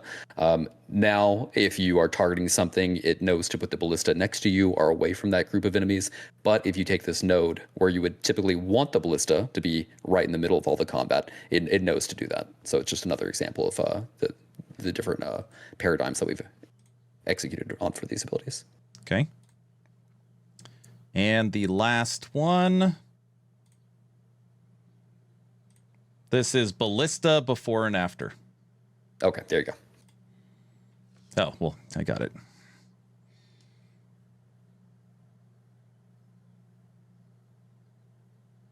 Oh, and this is when it's, I see. So on the left-hand screen, you are putting the ballista around all the enemies for it to die. And on the right screen, it's staying close to you. So you're actually shooting it at range. Correct. And it's every single ability in the game. So like these are just a couple examples, but everything has been touched. So if you have a certain build in mind and you're like, oh, these don't really apply to me, they absolutely do. Something that a skill that at least when I'm streaming Last Epoch, people talk about a lot is using a controller and Fury Leap. I don't know if anybody has any experience with that, but I think I don't know. So what that does now is that if there is a recognized target, it will Fury Leap you to the target, and if not, it'll take you as far as the maximum allowed range will take you for that skill. Okay. All right. Awesome. Well, I've got a couple of other extra little things to show off here. I know people have already seen a lot of them, but I thought, why not look at some unique items? Why not look at some unique items? Maybe not everybody has seen all of them yet, so we picked some ones that haven't been released prior to the patch notes, and I thought we could look at some of these together. So the first one is Downfall of the Righteous. Now, all of these items that we're going to show right now are shown with their maximum rolls, and you'll see the roll ranges. And what this is Mike, should I let you I know you worked on this, didn't you, Mike? Yeah, I worked on this one. Yeah. Yeah. This is a supporter unique actually. And so yeah, it's meant to get that like that curse play style, scaling curse damage. It's focused around Witchfire. You're like splitting usually fire and necrotic damage. I think it's just really fun, unique that kind of lets you sort of unlock new damage source in that tree. For any Warlock fans out there, with this new relic, you're going to get in the implicit fire resistance and curse damage. You're also going to get up to 15% increased damage. You're also going to get leech from your damage over time, necrotic and fire. You're also going to get more curse damage. Witchfire deals deals multiplicative damage equal to 66% of your increased curse damage. And again, that's multiplicative. But on top of that, while you have both Ignite Overload and Damned Overload, enemies within 10 meters are infected with Witchfire every second. This item is sick. We were reading through the patch notes and talking about some changes to Warlock, and I'm like, guys, there's something coming. There's something really, really nice. New Witchfire. We are very powerful. Yeah, we are last minute. We are adding a visual effect so that the 10-meter area is actually shown here. That helps with the feel of it a lot, because without that, it doesn't feel as satisfying. Wait a second. So when I put on Downfall of the Righteous on my Warlock, there is going to be a ring around me that shows where the enemies will get Witchfired? Correct. One of the many skills that have a ring dealing damage over time to enemies that go into it, yes. Wow. Okay. That is very, very cool. Brilliant, people are saying in chat. All right, moving on to an Acolyte relic. This is Unearthed Memories. Wandering Spirits is centered on a gravestone at the target location instead of you. The gravestone grants allies within 12 meters 15% multiplicative necrotic damage over time against cursed enemies. Increased reveal rate for Wandering Spirits, 12 to intelligence. What is a gravestone? Does anybody... Like you go to a graveyard and there's like lots of the gravestones. I know what a gravestone is. Oh, okay. Like that. I mean, like, what does this actually pull up a gravestone like? Is there a new visual in the game for it? Yeah. I think so. There's so many new uniques, it's impossible to target them all. It's fine. Wandering Spirits is centered on a gravestone. There is a new visual. Okay. Yeah. Very, very cool. No, Mike knows. It's all right. Leaks. Moving on to unique number 3. Soul of the Mountain. Soul of the Mountain. Now, lately, we've been playing some Machine Gun Spriggan on stream, and maybe or maybe not, we are preparing for a new Primalist relic, which is this. So with the Soul of the Mountain, you're going to get 1 max Veil Spirits per your 15 attunement. Spirit Thorns has 3% less cast speed per Veil Spirit. Gain a Veil Spirit every second while in Spriggan form. Increased health regen, increased spell critical strike chance, poison, and physical resistance. And the implicit is Leech.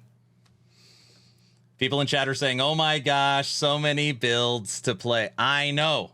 That's what I'm saying. I know. The minion leech here, I think, is really the important part because it's like it's that passive healing. Yep. Moving on. Who does anybody want to talk about this one? The Descent Smite. This is one where people were like, no freaking way. I don't even know if you guys can see it. My belt. Yeah, I know you guys like this one. Just to note, the mana potion portion of this cannot crit. I see. I will read it. This new belt, 45% chance to cast Smite on hit, maximum 6 per 10 seconds. This cooldown resets when you use a potion. Using a potion restores volatile reversals cooldown. With at least 50 intelligence, volatile reversal deals 20% multiplicative void damage. With less than 50 intelligence, volatile reversal is converted to fire. Up to 25 intelligence, increased chance to find potions, 55%. Mana gained on potion use. Everyone's like, my fire VR. Now, while we're looking at this item, I thought we could talk for a second about your guys' vision on roll ranges inside of uniques. And I bring that up because this item specifically can roll 4 to 25 intelligence. How does that what makes you think, or even like, roll ranges are exciting, right? I like yeah, we like roll ranges internally. I think we were kind of conservative in this regard early on, and I think we are loosening up on making roll ranges lower minimums, higher maximums. Yeah. What about negative? You already have those. We do have that. Yeah. Okay. I think it depends on the type of stat it is as well. Intelligence is one of those stats that it's like it lends itself really well to this like big range. And there's certain other things that'll be on items where like the mechanic needs to be a certain level of consistency to feel like it's doing something or have an impact. That roll range will be tightened up a fair bit as well. So it's like it does depend on what the stat is a lot, but where we can do longer or bigger ranges, we are doing that a lot of times. And we sometimes in like that's one of the things that we let creators with like supporter uniques have influence over quite a bit is the roll ranges. We ask quite often like how big do you want the roll ranges on your item to be. And what's cool about that now is we also have an extra tool on our tool belt to be able to re-roll the ranges with unique items, including the implicits. So that's pretty neat as well. Which lets us open up the ranges even more as well. I see. Crystal Wind. Now we're looking at a new quiver that is coming. This is a high-end quiver. This is level 77. And on here, for this new quiver, you guys get ready for your Heartseeker marksmans. The implicits are armor, chance to shred armor on hit, and armor shred effect. Gain 4 stacks of Crystal Wind per second while moving, and 4 stacks when you evade, maximum 8. Directly using a bow attack consumes up to 4 stacks of Crystal Wind to deal 15% multiplicative damage per stack. 75% chance to slow bosses and rare enemies on hit per stack. Chance to petrify other enemies on hit per stack of Crystal Wind consumed. 10% increase movement speed. Up to 10% increase cooldown speed. Who wants to talk about petrify?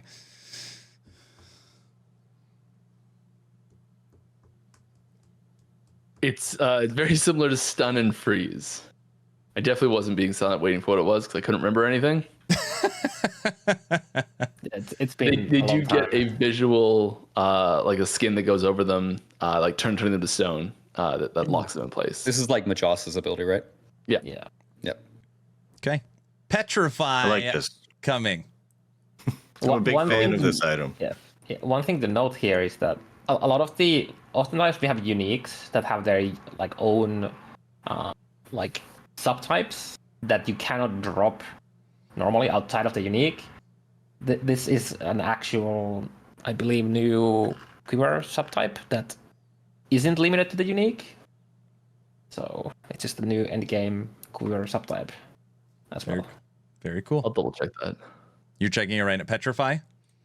No, if that subtype is droppable. I'm pretty sure it does drop naturally, yeah. Countenance of Majosa. This is a new Iron glass shield. By the way, earlier somebody was begging me to ask you guys to put in shield cosmetics. So this is just me saying that I would promise to do it. So now I've done it. A new shield coming. This is level 72. So in the implicits, you've got block chance and block effectiveness. Each second, every enemy looking at you has up to a 20% chance to be petrified for 2 seconds. So if I've got a minion army and the enemies are fighting my minions, they're not looking at me, right? Is that the idea behind this? Looking at me. I think it's just comparing the rotation. So I think if something blocking line of sight, it still works. Yeah, Holly can probably confirm. I just assumed it was aggro, but Holly can confirm. Okay, it's where the enemy is looking at. When you block an enemy's hit, hit, got it. When you block an enemy's hit, it has up to a 20% chance to be petrified for 2 seconds. 30% of block effectiveness applied to damage over time, as if it's been blocked. 600 block effectiveness. This is pretty. Some of these uniques are pretty cool. The chance to petrify, just a note at the top, that 20% it's an up to 20%. So like boss and rares, it's significantly less. Got it. But technically, you could petrify a boss. Yeah. This might be getting a nerf in the future. I think the legendary potential level on this is pretty low, so that might get changed some time in the future. But it's a very powerful unique. So we need this to petrify Uber Abberoth. Not for season 2. For season 2, it'll stay this way. Yes. Okay. It'll go untouched this season for sure. Yes. Now maybe even double it. Literally everyone's screaming at Carve now in the chat. Don't nerf it yet. Okay, this is one. Go ahead. Oh, sorry. Yeah, no, one slight tangent on effects like Petrify and Freeze. One thing we're working on at the moment is an update to Freeze. So visually, that'll look better on enemies, and we're looking into having enemies shatter into chunks of ice on death and things like that. These sort of elements have a big combat feel improvement because you can tie in a bunch of audio cues to that sort of stuff as well. Just very satisfying. Nice. Just wanted to put that out here. It's one thing we're looking at the moment. So there's been a lot of changes to the feel of combat coming up. Yeah, we're constantly working on this. Nice. I think Judd mentioned this earlier on. We are working on some core animator updates for player characters. This will give us a lot more control over things like changing the running animation depending on your movement speed. We're looking at lean animations for when your character's turning. Oh, nice. We're looking at attack recovery and movement blending, so that the stutter step you see, but if you're moving forward and using swipe or rive, that'll look a bit smoother. And of course, we're just looking at updating general animations as well. Looking is conservative. We are actively doing this, and they are awesome. Nice. Yeah, just being careful. Just being careful. It's just for sure. But they're really good updates the team is making. For the future, and just on the combat feel side of things, regarding sound effects as well, we're working on improving the overall sound mix there, so that you should be hearing things coming through better, with that particular focus on hit sounds there as well. Okay. That shield as well, just a note, it is the legendary potential level on it is lower than its level. So it is easier to get LP than most level 72 uniques. I was going to move off the shield. Chad is laughing, saying the look on Carve's face. Carve knows it's broken, and he's already pre-nerfing it. It's super funny. He knows it. He doesn't We should just dual wield shields. You can do that. Well, kind of. You kind of do that. All right, everybody. This is one I have been biting my tongue about for, I don't know, since I found out of its existence. This is Mantle of the Pale Ox. This is a brand new body armor unique. And on here, it's unbelievable. 24% of damage redirected to your highest health minion, up to 24%. 32% increased health for you and your minions, up to 10% movement speed, 16 to strength, and up to 2 strength, or up to 2 minion skills strength minions. And for anyone wondering, no, This does not work with Falcon because Falcon doesn't take damage. Yeah, this doesn't work with Falcon. Nice try. But maybe my summon bear build, Carve, would this work with my summon bear? Yeah. Yeah, that I would think that's work. a strength minion, isn't it? It is. Yeah. You know what sucks though? I plan on using this, but the bear set also has a chest, which I feel like you guys probably thought of that, knowing that using this with the set. So then I gotta think about it. But anyways, yes, this new Mantle of the Pale Ox that if you are any person using a single minion build, 24% of damage redirected to your highest health minion. Very, very cool. Jeez. The 1 to 2 range on the strength minion skills. So like if you get like a 3 LP, but it's like 1, that's a lot less value than if it happens to roll a 2 on there. This is So just thinking about that. Carve, can this roll 3 LP? Is that you think that's no way? I right? mean, everything can. It's a different question if it will. So yeah. All right. Moving I on. don't remember about the LPL is flat. It's flat? Yeah. Oh, so you can get 2 LP on it for sure. All right, everybody. This is the final unique to show off. This is Grasp of the Blood Mage. On here, you've got in the implicit armor, increased cooldown, recovery speed, and some other stats. Up to 25% of hit damage taken from bosses and rare enemies is dealt over 4 seconds. So good. Chance to bleed on spell hit, leech on spell hit, spell crit chance, and 250% of mana spent reflected to damage as you. To you as damage. To you as damage. Yes. Bleed smite, people are saying. So this is a new affix, right? 250% of mana spent reflected to you as damage. Yep. Yeah, I don't think it exists anywhere else. I think, yeah. Okay. So going like mana reduction is actually a defensive. This top affix is what makes this extremely strong. So instead of all the damage, you get hit and you're one shot and you're dead. 25% of all hit damage taken from bosses and rare is dealt over 4 seconds. It kind of saves you from getting one shot, or it gives you time to react with, potions or whatever you need to do. Very, very, very, very powerful, unique. So everybody, that is 27 different clips we have looked at and 8 new uniques coming. Judd, do you know how to talk about how many new uniques and weavers are we getting? Is it 11 for the Weavers, guys? I think it's something 20 total. That sounds Yeah, right. it's 25 overall. It might be slightly less than Weaver's Will than you said, Judd. Maybe 8, but perhaps. Okay, yeah. Just a quick note on the damage from the reflected damage from mana. That cannot be reduced from damage mitigation stuff. Okay. Got it. 2 damage. Big damage. All right. The final scene. God, please work. Let's put EHG on the hot seat. All right. Hello. No echo. Everyone can hear me. Testing. All right. Big chair. It doesn't even matter. I don't believe it, whatever you guys say anyways. All right. Here we go. We have now put EHG between 2 portals. This is the final scene for Town Portal Podcast episode 10.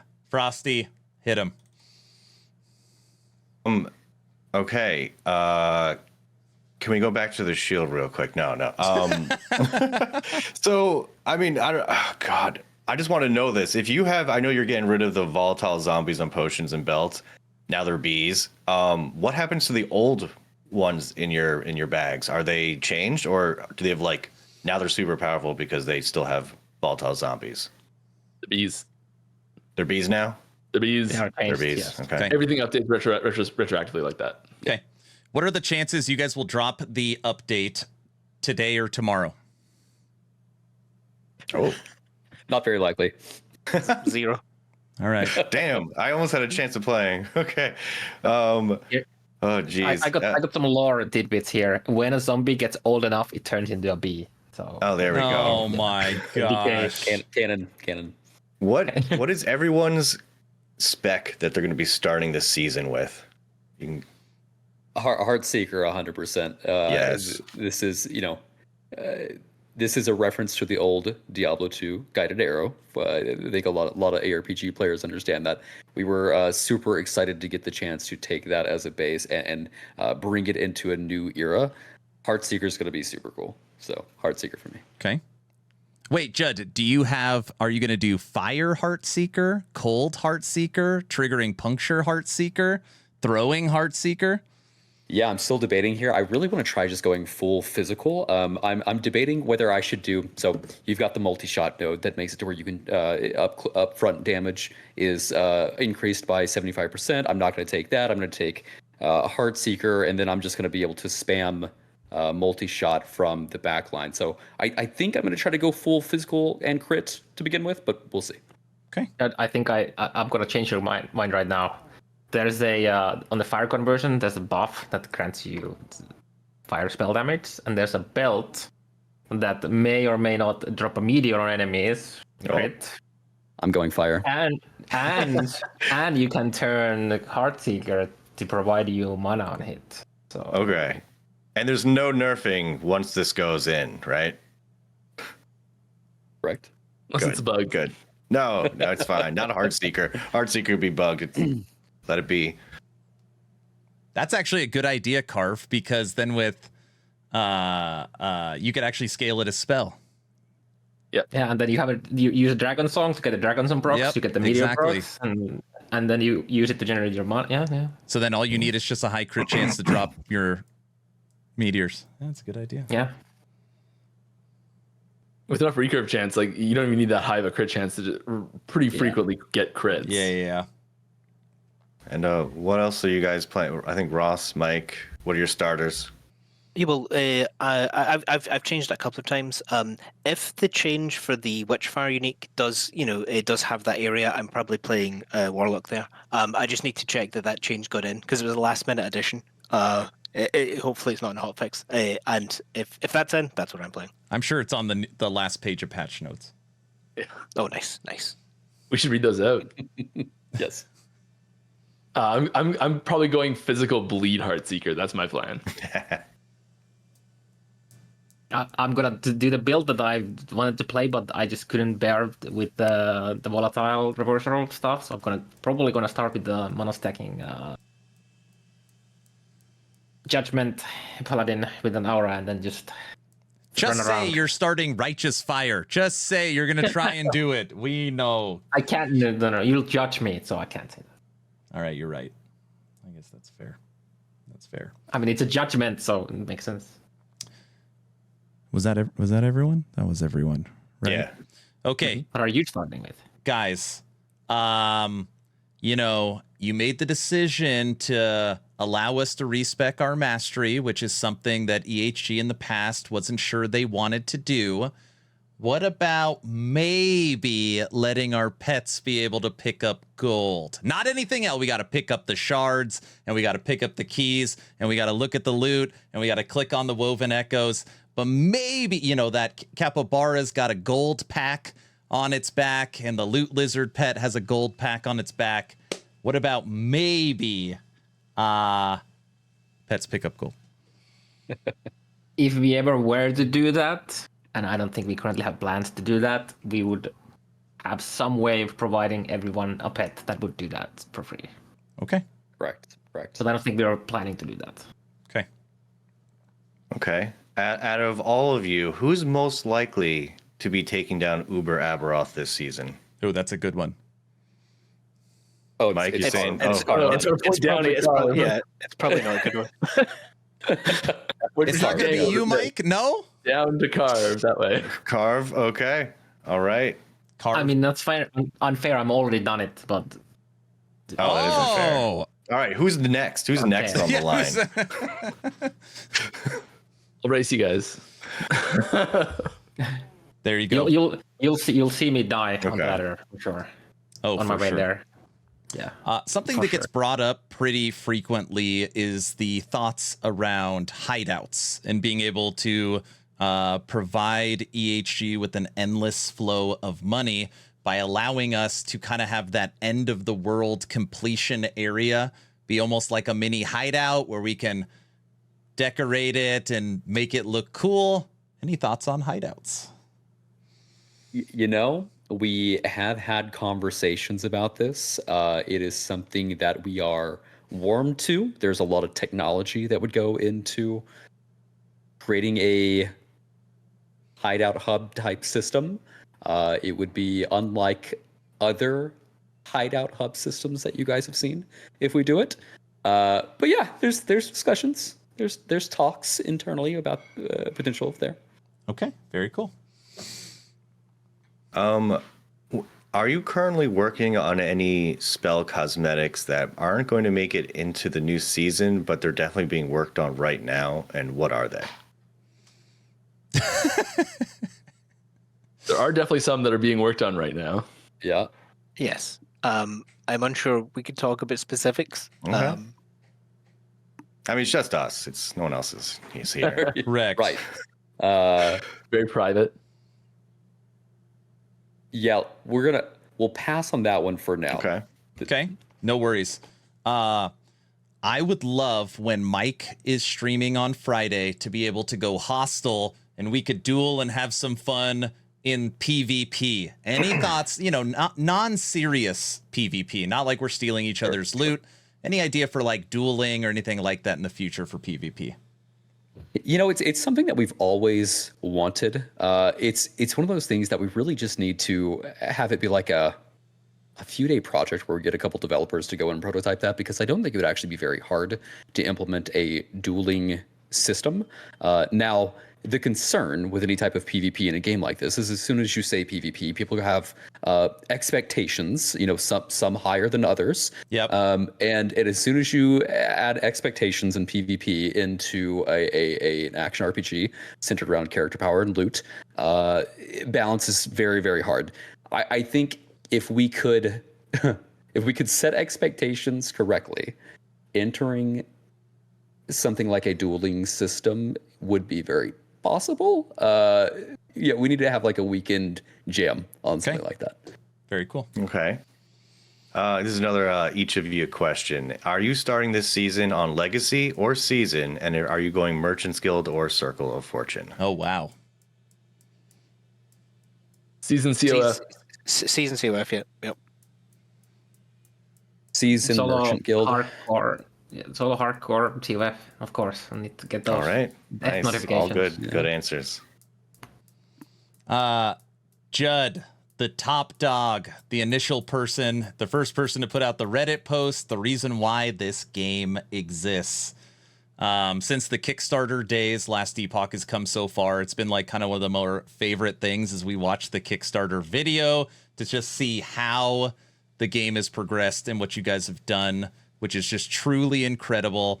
Do you feel like the vision that you had for Last Epoch is truly coming to fruition in Season 2? Yeah, it's incredible to have started where we started and be here. It's really surreal in a whole lot of ways. For those that don't know, Last Epoch started as a Reddit post in 2017, where I wanted to make the next great action RPG and found a bunch of really passionate people. I was really fortunate to find, skilled developers and artists and musicians that were excited about, potentially taking that journey with me.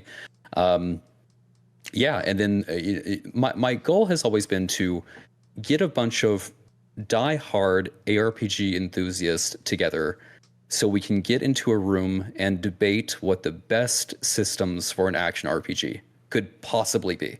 Just get a bunch of people that love it, know it deeply, debate what's going to be the best. And we have fostered a team that is exactly that.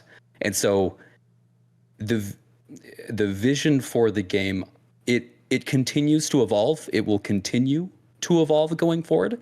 But I think as long as we have the right people in here and we can have really good, healthy debates as a team, we will consistently make good decisions to make the game great. So yeah, I think it's going in the right I love it. So cool. So awesome. Well, yeah. I don't know.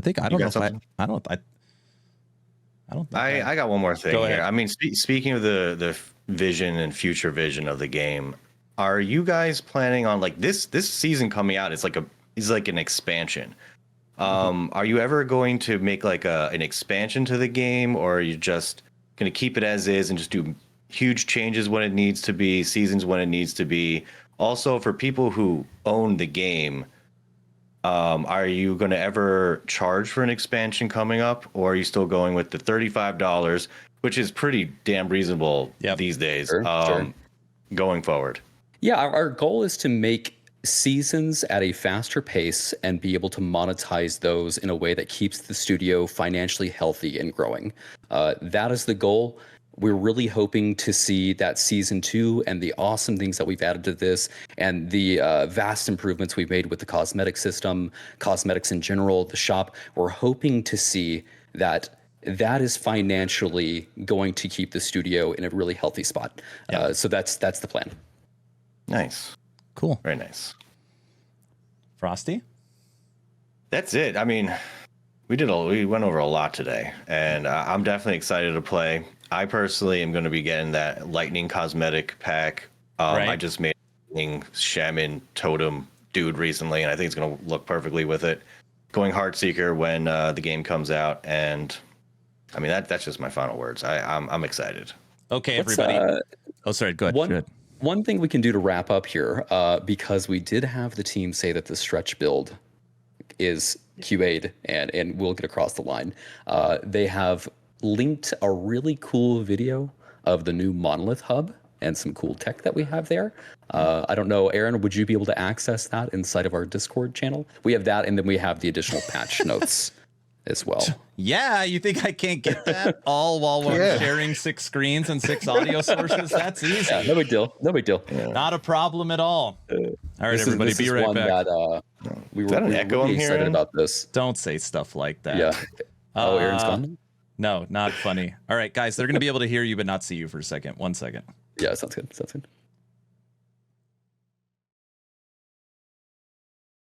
So we should make funny faces? Is that what you're saying? This is the time to do it. This video doesn't include the transitions and things like that, based on the one that Aldous posted. No, it's just a little. Doesn't. Oh, I thought this was going to show all the cool transitions.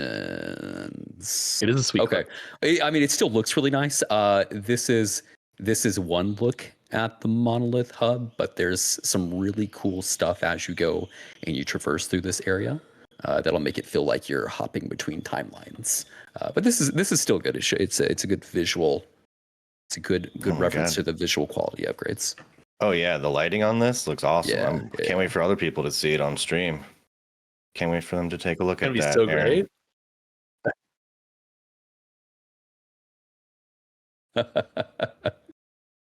great. Start reading out the new patch notes that are going on there. All right, Mike, hit us.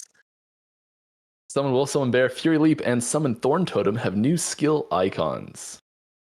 For Anomaly, fix the display issue with Mark of Rot incorrectly said it caused enemies to take 100% increased void damage. It now correctly says 50%. Devouring Orb, fix the bug where fixes. Let's see if there's any of the fun stuff in here, though. More cool things. Yeah. Non-empowered Monolith progress is now shared across characters using the same text match. Yeah, the same one. Yeah. Oh, the chat commands. Oh, the chat commands came in. Yeah, that's awesome.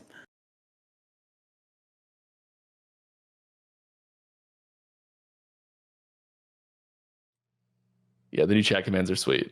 Yeah, that's the one that we should show if we put. Look at this professional streamer right here. You know, jeez. All right, here we go, everybody. This is Void Island. Is that what we're looking at right here? Void Island. This is in the Monolith Hub. This is one of the timelines when you're actually over in this area. But we have some new tech that our team put together. That when you transition from timeline to timeline, like in the Monolith itself, it'll have this. It's just we're just gonna let people go and experience it. It's very cool, and we're going to be updating the Echo of a World to have some of this tech as well. This looks clean. This looks really, really good. Yeah. lots of good progress on visuals. We've got some new tech art talent on the team. I mean, we're just elevating the visuals and the sound and the animations across the game in really, really major ways. And this is a good example of that. Oh, very cool.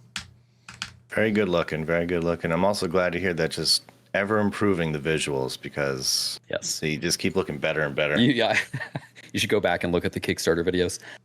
We do all the time. We've come a long way.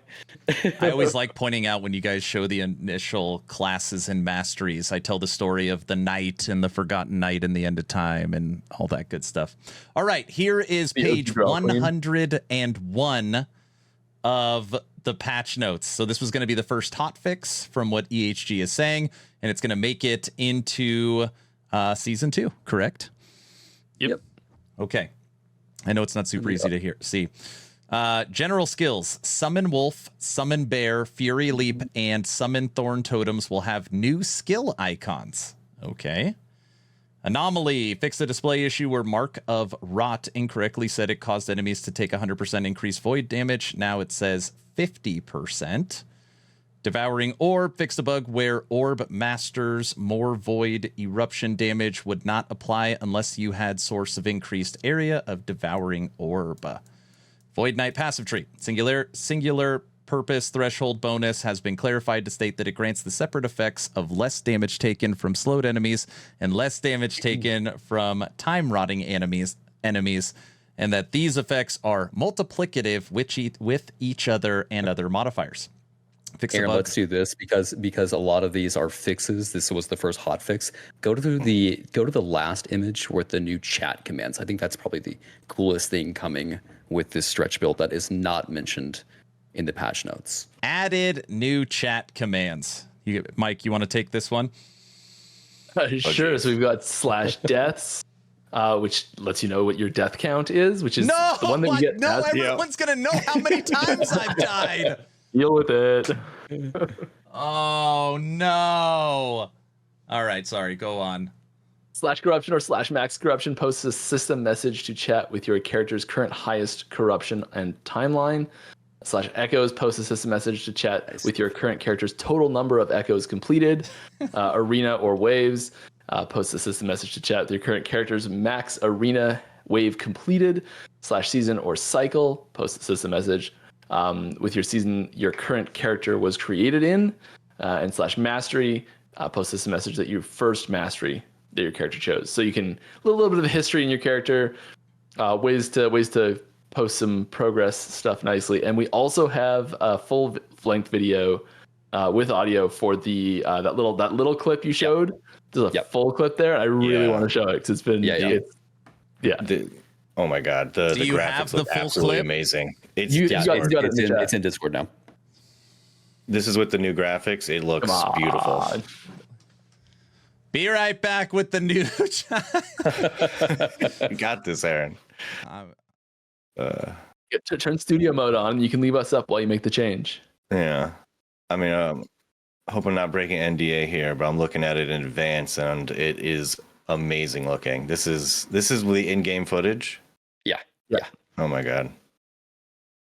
Yeah, the really cool thing about this is that it is it's tech that we can every time we introduce one of these new systems in a very small area like this, it's always also a new tool that we're going to then look at where else can we use this type of tech in the game to really make the rest of the game pop as well.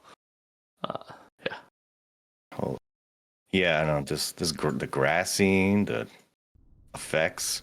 I know, chat. I know you want to check it out, but sorry. Wow. The weather and the lighting changes. Is there audio on this? Yep.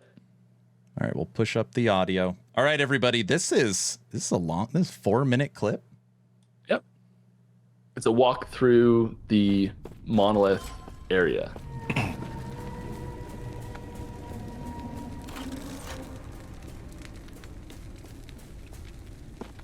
Gosh, it looks so much better.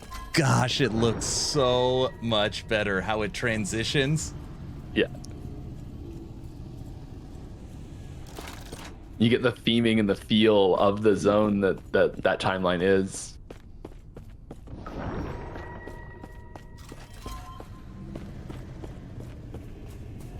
Little bubbles. Yeah, I see that.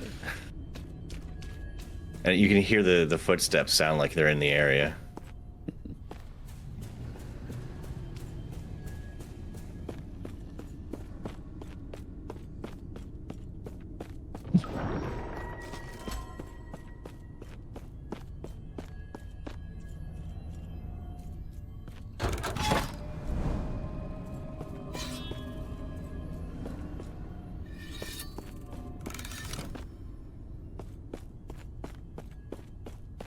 People Shield really guy, like tell me. this. They really like Yeah, it. They really like it.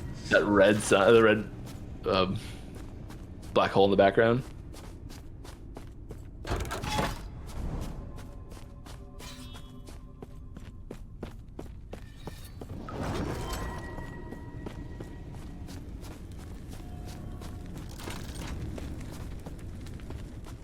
Such a good shot.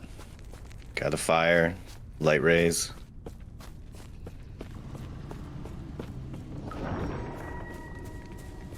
You guys, Yep, I'm this not is, just glazing. This is like incredible looking. Like it looks so good. Yeah, with some advancements in tech that we have, we'll be able to start making the entire game look more just beautiful all around. This is a good example of utilizing some of the new tools and stuff that we have in place.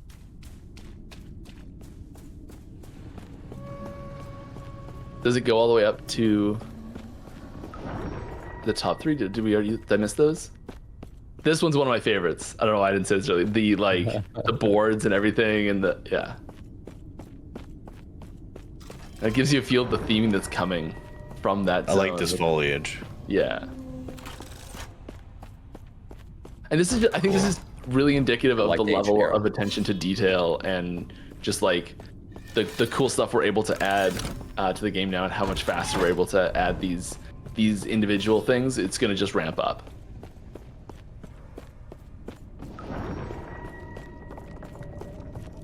I'm glad we came down here. I think the effect on that's updated too. The centerpiece there.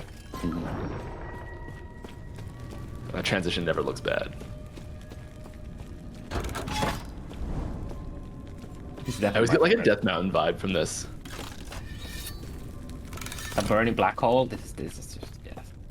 And the waypoint model too. I love the new waypoint model. Like it feels like it fits in the world, and it just feels more like appropriate for the world. And yeah, A question that keeps coming up: DLSS or FSR? When? Is that when it's ready. When it's ready? In development. In development. What is that? We'd have to ask the Upscaling. team on that one. Upscaling. No. I meant there's a meme that's just stuck in my head when he's like in development. All right.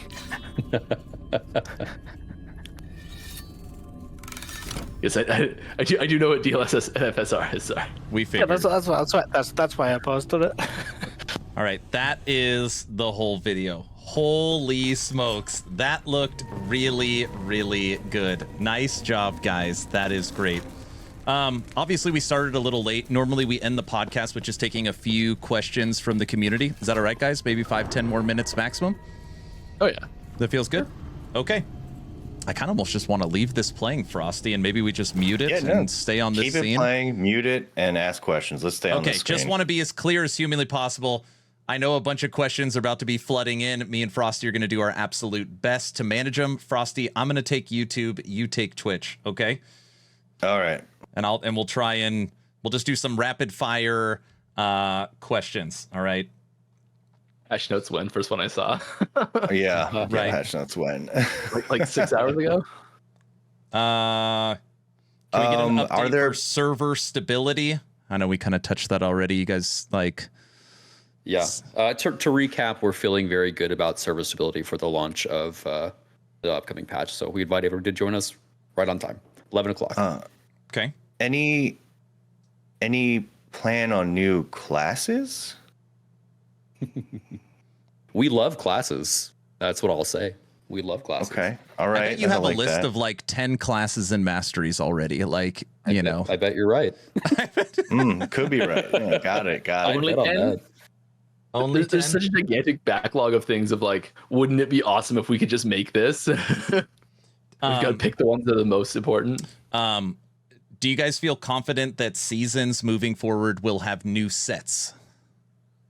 Yeah. Yes. Yeah. Okay. Panda MTX for Beastmaster Bear. Sounds cool. Please. Or Okay. or Capybara? Huh? Maybe? But only if it just I'm randomly sure falls Holly off. just heard you say capybara and is like already doing this. Okay, perfect. For the banda, it's gonna be pay to lose because it has to just randomly like fall off cliffs and whatnot. Yeah, just Yeah, roll around. away Yeah. from the action. That makes Yeah. sense. Any chat system or friends list updates?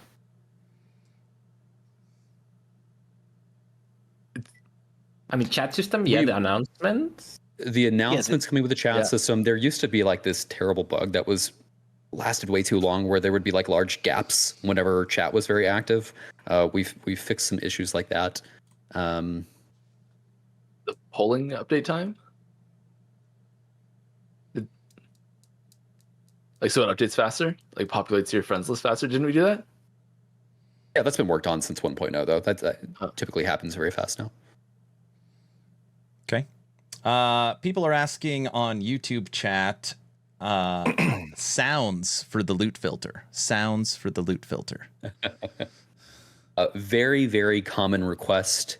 We hear you. There is a lot more that we are going to do for the loot filter, and we hear you on that one. Yes. Okay. There was a major class rework this season. Is there going to be another class rework for next season? Yes, kind of. And that's all we'll say for now. Yes. Yeah, we could. I mean, you could calculate how many threshold nodes each mastery has. That's true. For the people out there that love lore, love the world of Atera, next act of the campaign. It's shaping up very well. It's really cool. Okay. It's in active development. In active development. Act 10 of the campaign. Is there anywhere people can follow Carve, and do you do as many leaks on your socials as you do on the podcasts? I've done some in the past on the our community join Discord. join our Discord, join our forums, and we are very active there. And typically we don't mind sharing things that aren't like needing to be held back for like a big marketing beat or something like that. We're, as a studio, we're pretty leaky. We're just excited about stuff. So yeah, I mean, join us on our socials and stuff like that, and we give a lot of information. I know Usually Mike. trick us into saying Oh, sorry. something. Go ahead. You can usually trick us into saying something. Right. Yeah. Also, yeah, I don't leak. I tease. Okay. There's a difference. Teases.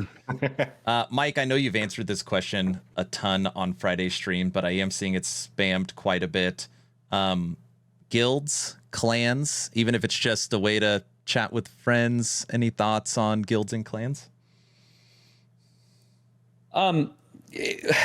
We've always wanted guilds because of the chat and like the chat capabilities that it brings, but it's like we feel like if we were to say, hey, we've brought guilds, and like the guilds mean that you can chat with your friends in a different colored text, that's not quite hitting the mark that feels like we can even call it that. So it's one of those things. If you guys have ideas for what guilds could be, that would be really awesome and additive for Last Epoch specifically, we would love to hear that. It's something that, as a team, we've been interested in since forever. Okay. Let's see. What do you guys know the rough estimate of the size of the patch for the season? Oh, that's a good question. Oh, like data, Like gigabytes, yeah. 50 gigs, 100 gigs. What makes that download? Yeah, we typically go and we have smaller updates. We have a nightly build that happens, and we'll update that build iteratively. And so I don't know what the full build actually is at all. 1 million gigabytes. Yeah. We just see like, oh, this update was like half a gig or 2 gigs, and Right, you can't just add those all together because it can be the same thing that changes from day to day. And so we don't have a situation where we've taken like a jump from the base all the way to the like 1.17 all the way to 1.2. We're starting the download the moment the patch goes live, or is there any pre-download? Don't think there's any pre-download. We know people want it. Yeah. We'll see what we can do eventually. Okay. Isn't it like a technical thing where people would be able to start playing it immediately in offline, right? So that's what I've heard, is that if you guys allow pre-download, then offline players could play immediately, or I don't know if that's true. It's just- Yeah. Right. There's some Steam encryption stuff that we might be able to use, but I don't know if there's like problems with that or something. Yeah, the team is saying like the true offline mode does make that pretty problematic. If there is a way to get around that, I haven't personally discussed that very heavily with the team, but it's not as easy if it was just a fully online game. Judd, if it was a perfect world and you could snap your fingers, how long would it be in between seasons? Oh, daily. No. Every day is season day. No, I mean, I think around that 3.5 month is about ideal. That's what we would aim to be doing. Hard to do. It's hard to produce content that quickly. But the team is growing. We're getting way better at doing parallel content development, and it's we're certainly closer than ever to being able to release seasonal content faster. Awesome. Even though your pretty much character gets completely covered, is there any updates to the character model plan for the future? Yes.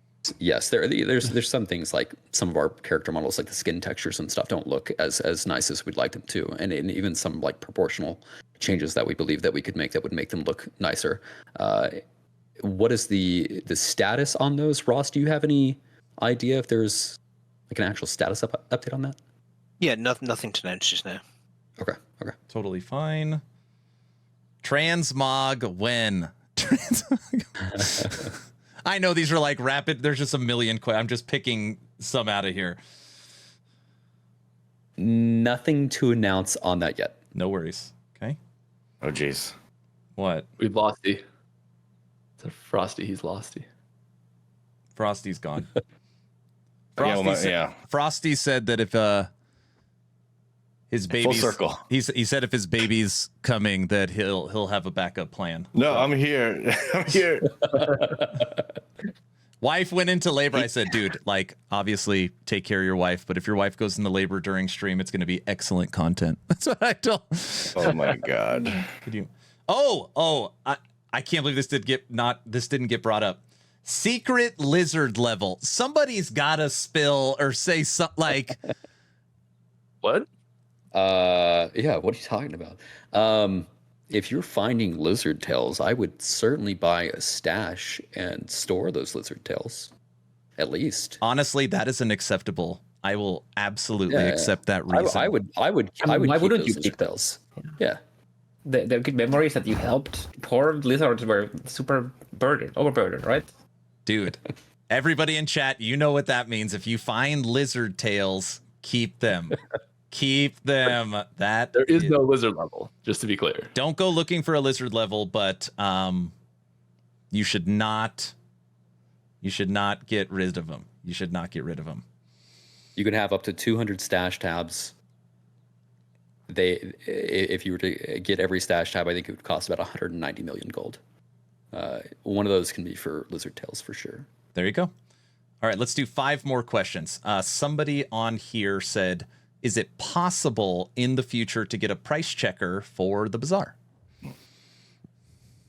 Yes, we've talked about this. There's a few UI UX additions we need to make to the bazaar. One is improving the unique search. We basically don't have enough there's not enough power to the unique search, and it's difficult to know how to price things. We've had conversations about how we would implement price checking. So these are discussions that are happening, but nothing to announce yet there. But yes, we've talked about it. Okay. Frosty, I'm back now, I think. Are you good, Frosty? Yeah, it was nearing the end. I had some big technical problem. I need some attention too. It can't just be you, Aaron. That makes me feel. Thank you for messing No up problem. too. Now this might be an abstract question, but are there any other games EHG might be creating on the back end instead of Last Epoch? Last Epoch is the only game that we have in development. Okay.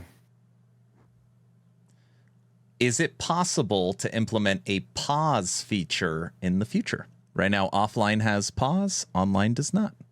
Right. Yeah. It's something that we have the team looking at how that could possibly happen. It is much more complicated than anyone would initially suspect. Okay. And it gives a lot of potential for abuse cases, edge cases where things could be messy. It's something we very much want, but it's not coming season 2, season 3 probably. Okay. Considering the game is only $35 and people really do like the game and want to support you, what is the best way to support the company outside of just buying 2 copies of Last Epoch? Oh, here comes the merch store question. Sorry, That's funny. I mean, the genuine answer to that is like if you love the game, tell your friends that you really enjoy it. Multiplayer is significantly better than it ever has been. Party play. Leave us a good Steam review. Those are always helpful. Those are the things that typically help. Frosty, I think I'm good on my end. And everybody, please stick around. I'm going to be giving away 2 copies of Last Epoch at the end of today's stream. Yeah, that's it for me. Guys, thank you all so much for staying and sticking around through the technical problems and having such great information. And we all just can't wait to play this season coming up, guys. Really do appreciate it. Judd, I Really feel appreciate like the time, guys. Judd, I feel like you're the top dog. You're the reason we're all here. You have to give the closing speech. I know he's normally make Frosty do it, and Frosty does a great job, but you get the honors today, sir. Yeah, for sure. I mean, really appreciate you guys having us on. Great pleasure. It's really exciting whenever we're releasing a patch to be able to get back out in front of the community where we came from and talk about the awesome stuff that we're doing here. We're all kind of living the dream, right? We're a bunch of ARPG nerds getting to make our action RPG dream happen right here. So it's really cool. Again, we invite everybody to join us at launch, Tombs of the Erased, April 17th. Be there, 11 o'clock. You can remember that by 11th Hour Games. We release things at 11 a.m. Central Time. And yeah, we're excited for the patch. It's going to be awesome. Awesome. Thank you guys so much for joining, Frosty. Good luck. You got this, sir. You got this. Thank you. You're going to like being a dad. You got this, sir. All right, everybody. That's going to do it for episode Congrats, 10 Frosty. of the Town Portal podcast. EHG, thank you so much. All right, guys. Let's draw some keys. Thank you, guys. Bye. Thank you all. Can you tell me about your morning routine, sir, so I could test your audio? Well, at the moment, my routine is waking up at 1 p.m. because of time zones. And at the moment, it's very sunny in Scotland. So at the moment, I wake up, go to the beach, have a relax, then come back and start working. Frosty, how are you doing, good sir?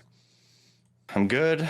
I wake up 3 a.m. Scotland time, go out, get my paper, come back in, put my pants on, get ready for work. Typical morning routine. Just the normal stuff. Yeah. Gentlemen, I think we are officially good to go. All right. Hello, everybody, and welcome to episode 10 of the Town Portal podcast. I'm so excited today to have Judd, Mike, Ross, and Carve with us.